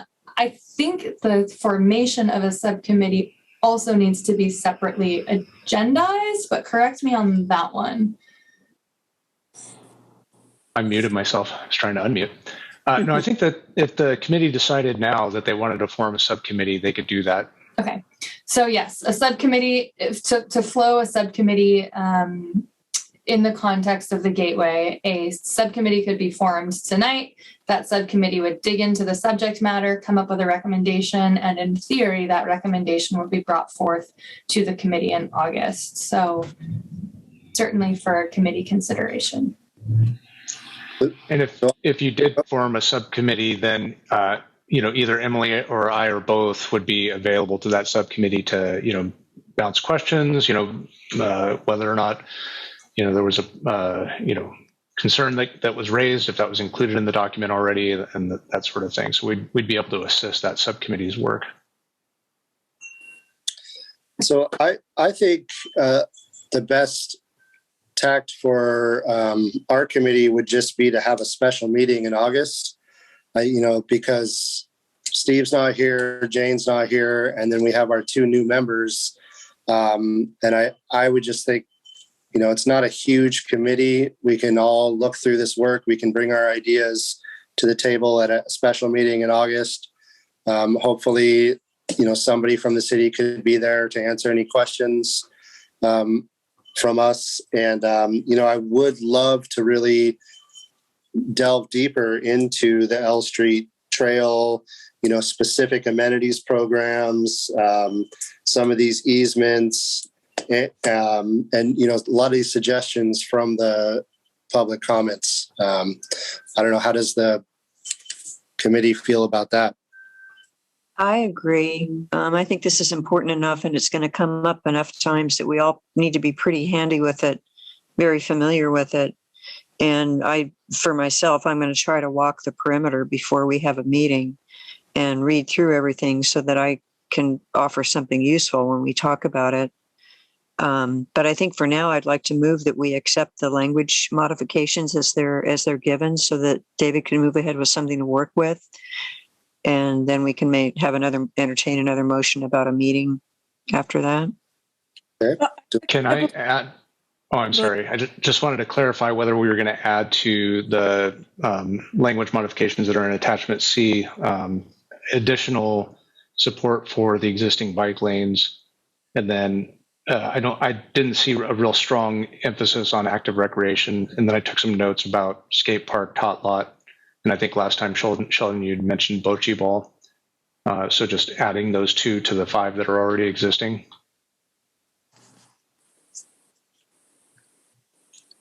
Bonnie? Sounds good to me. Well, on this, sorry, go ahead. Go ahead. I'm done. On the suggested language modifications, the second bullet point says add a public acquisition program and intend to acquire land. No, wait, sorry. The third one specifically identifies funding within the gateway area to be reinvested specifically within the gateway area. I heard Sheldon saying that, collect money, but it may not be used in the gateway area. It would be used to offset like tennis courts someplace else. That's already a program. So it's not being created by this gateway program. We can certainly, add to the recommendation, continue to support the recreation fee for new construction and park and lieu programs, but they're not being modified by this change. So Bonnie, I need to clarify, was that an actual motion that you made? Yeah, I just want to make a motion to try to finish the wording part of it that's separate from the amenities and the future meeting part of it. Okay. So I'm just moving that we allow those changes to be made. The 7 bullet points. Or 5 plus 2. So do I have a second? I'm unclear as what we're voting on because I see 10 bullet points. So the general comments and the suggestions for language modification? Just the suggestions for language modifications. Okay. And the 2 that David specified. In addition, correct? I believe that was your motion, yeah. And those 2 were the L Street section of the bike trail? Okay, there we go. It was to emphasize support for existing bike lanes and emphasize active recreation in the policy. That's sort of mentioned lightly in here. So those would be the 2 additions.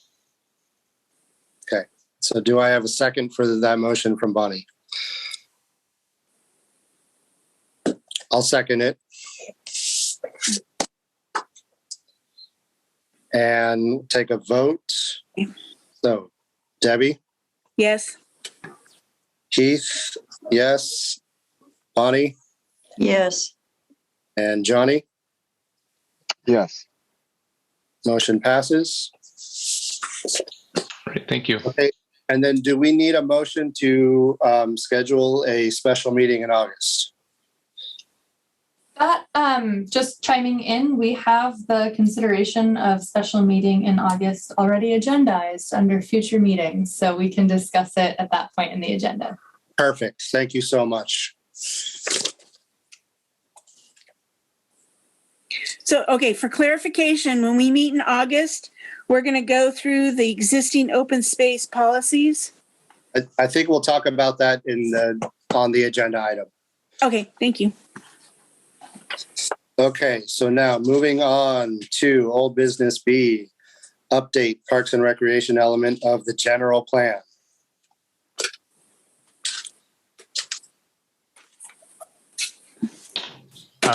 Yes, good evening, Chair and committee members again. So this will be very brief. We had hoped to be able to have at least a draft outline of the Parks and Rec element for you at this point in the process. There's a lot going on. You're getting a lot of material, so maybe it's better that it worked out this way, that we don't yet have it. But again, we are not only in the process of doing the Gateway Area Plan, but we are also in the process of, developing amendments to our general plan. Our long-range planning document tends to be a 20-year plan for most of the elements. And so, as you're all very aware, the Parks and Rec element is so old it was printed on a dot matrix printer, so it's in desperate need of update. Has been for years, and I just have to acknowledge that I promised Julie Neander that we would get it updated in this general plan update, and so I'm following through on that, darn it.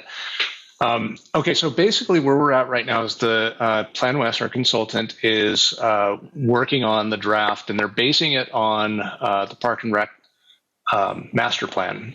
So that's where we're drawing a lot of the inspiration from. And even though that document is, it's about 10 years old now at this point, it reflected pretty heavy investment in the community's input, and I think is still pretty relevant to, to the body of policy that we need to develop out of that.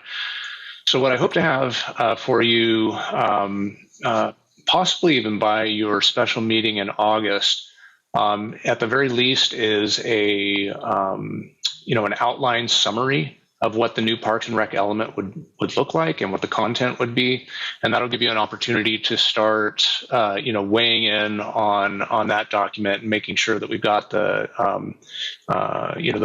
right policy balance in there. Very shortly after that, perhaps by your regularly scheduled meeting in September, we should have a draft of that Parks and Rec element for you to look at. So there'll be a couple of opportunities coming up in the next couple of months to really weigh in on the language there. So yeah, I think that's the update that I have for you. I'm happy to answer any questions. It's all a little vague right now, so I don't know that I'll have much for you, but I just wanted to give a quick update. If you have input, should we email you? Yeah, that'd be great. Yeah, if you have some items, some ideas about policy language or policy areas that we should concentrate and focus on, feel free to send those along individually, and we'll try and incorporate that into the draft and bring that back to you for your review. And it might get caught when they do the master plan because it's adding in like river access, the regional bike stuff, the stuff that's happened. Yep. The website. Since then, yeah. And then also I'd like to make sure we keep in there the forest revenues. I know Kieran's keeping a line item. There was a ballot measure that when they bought the forest, that the gross was part of the gross would go towards Parks and Recs, and that's what helped purchase a lot of our neighborhood parks. And people forget about that. And Karen says she has it in her budget. So we get money from before, whenever they do anything in the forest, supposedly. Nice. And it would be nice to keep it in here. Absolutely. Yeah, I'm absolutely sure that's happening. When we bring that back, if you'd like, I can try and bring back a minor report on what's going on with that Forest to Parks Fund. Okay. And then if I see anything, I can email you. Yeah. Okay, any other comments or questions from the committee members?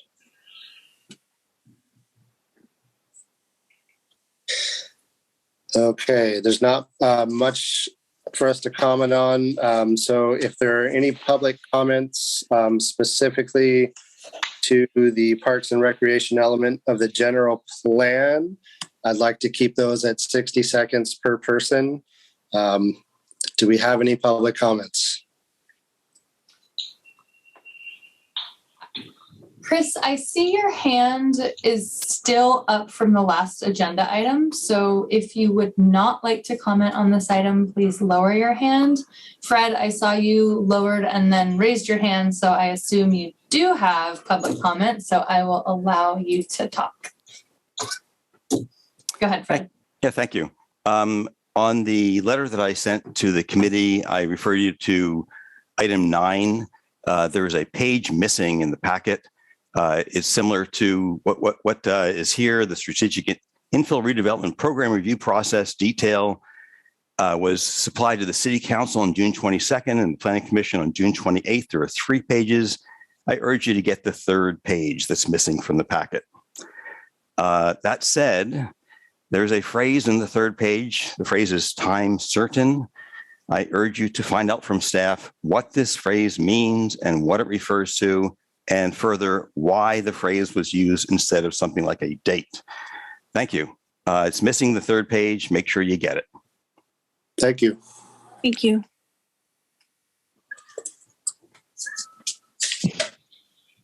Any other public comments?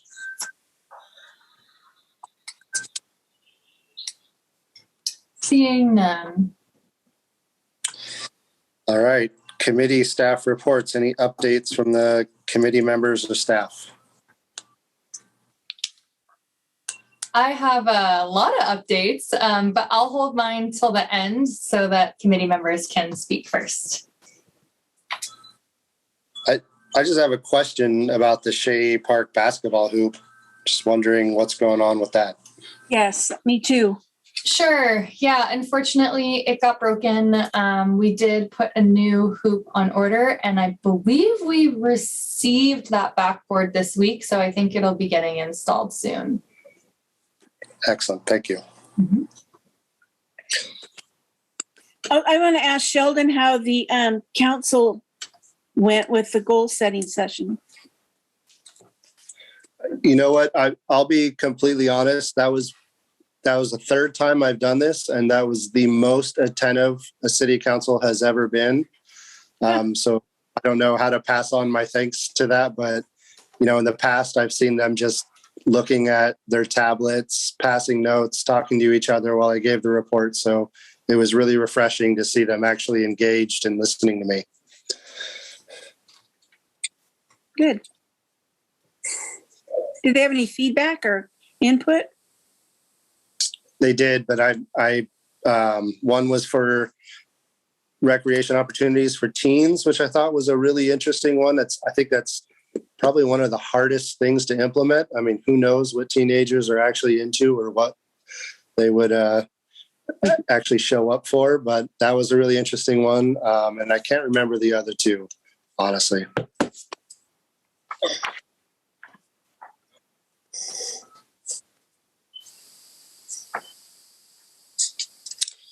All right, Emily, I think you're on if you have lots of reports. Sure.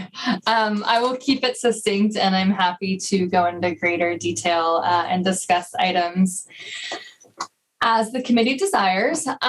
So one thing I wanted to draw the committee's attention to, I'm going to share my screen in a second, is certainly we have brought the gateway forward to this committee, and the Parks and Recreation element of the general plan will be coming back to this committee, or coming to this committee.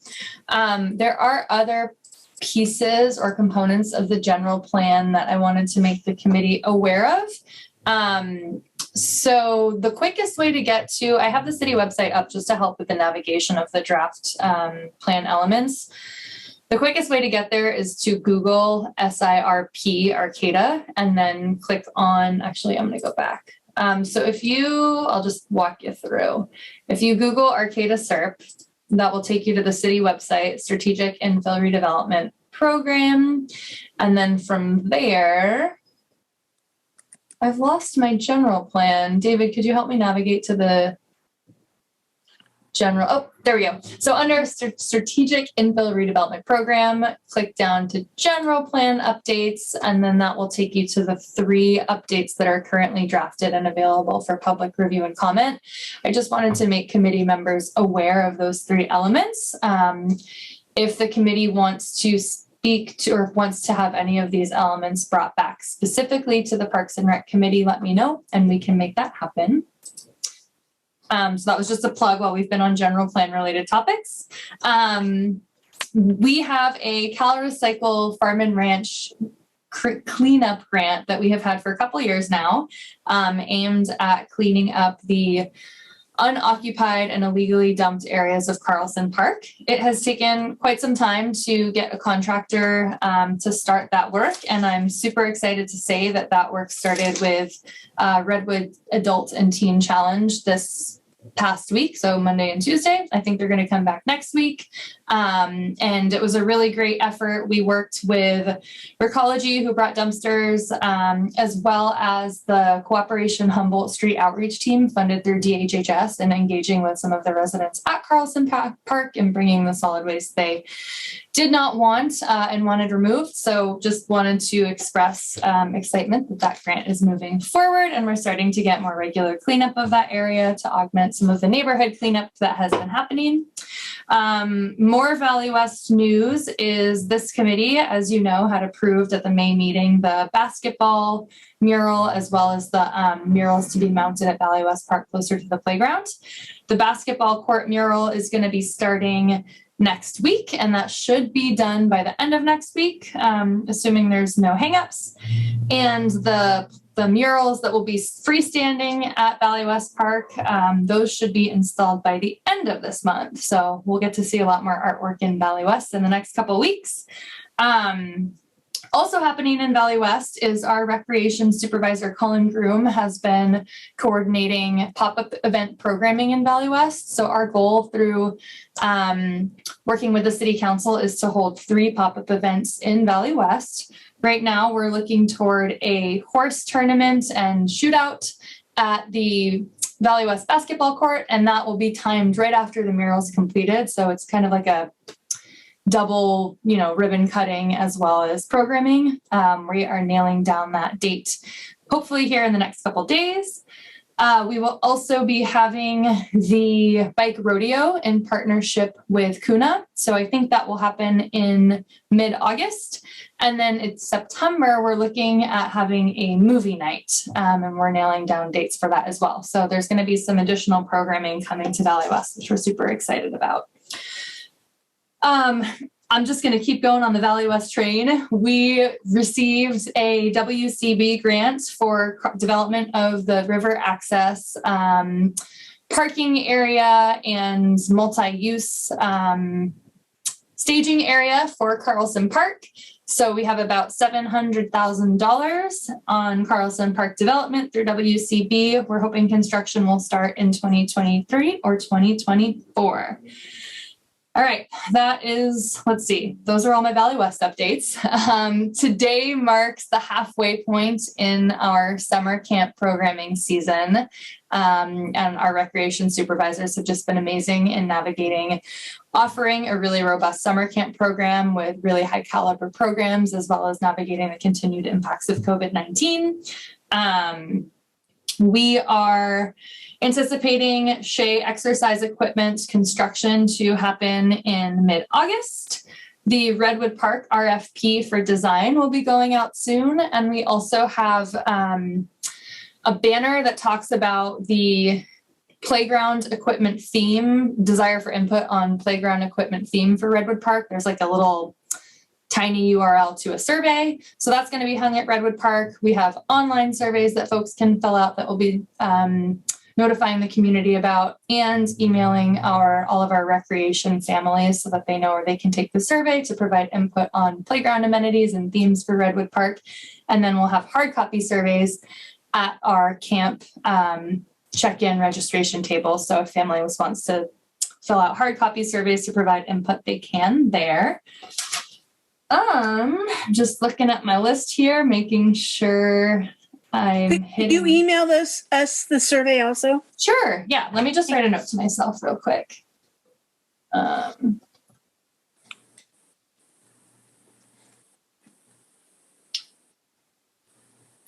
Okay. And then last, but certainly not least, we were recently awarded $1 million for the Arcata Ballpark improvements, as some of you are probably aware of by now. I wanted to speak a little bit to that in sharing that it is not a typical public grant process that we were awarded those funds, but Senator McGuire had reached out to the city in hopes that we could prepare a proposal for their considerations through the state budgeting process. That proposal was successful. There's going to be a lot more to come as far as the specific designs, but in general, that will focus on ADA accessibility to the left field picnic area. It will include a new facade right on the front, as well as an improved entryway. And I have a concept I will share real quick just to give you a sense of what the facade could look like. In coming up with this proposal, I will share that city staff relied on needs that had been expressed from previous community needs assessments and concepts designs. And I think that the Parks and Rec Committee had provided some input on potential ballpark improvements around April 2017. And so those were all incorporated in the concept proposal. And again, we'll be moving forward through the more formal design process, which will have an opportunity to weigh in on as well. That's all I got. There's a lot going on. And yeah, I'd be happy to talk more about any of those updates, but we're just really excited that we have so many exciting projects happening right now. Thank you so much. Okay, so moving on the agenda, future meeting dates. Consider special meeting in August. I think we have well considered that. What do you need from us to make sure that happens? What I will do is I will have Bella send out a doodle poll to committee members so that we can come up with a time that works well for everyone. And then we will get that scheduled. And then, so what will be on the agenda for that meeting is the Gateway area plan. And then if there is an update on the general plan, if we could include that, that'd be wonderful. Yeah. Yep, absolutely. That's what I've got on my list as well. Perfect. I think that's all we need. And then the next meeting after that will be September 14th, 2022 at 6 p.m. And I believe we are adjourned at 8:16. Thank you, staff, so much for your patience for this long meeting. You. Really appreciate it. Thanks, everyone. Yeah, thank you all. Appreciate your time. Yeah. See you in August.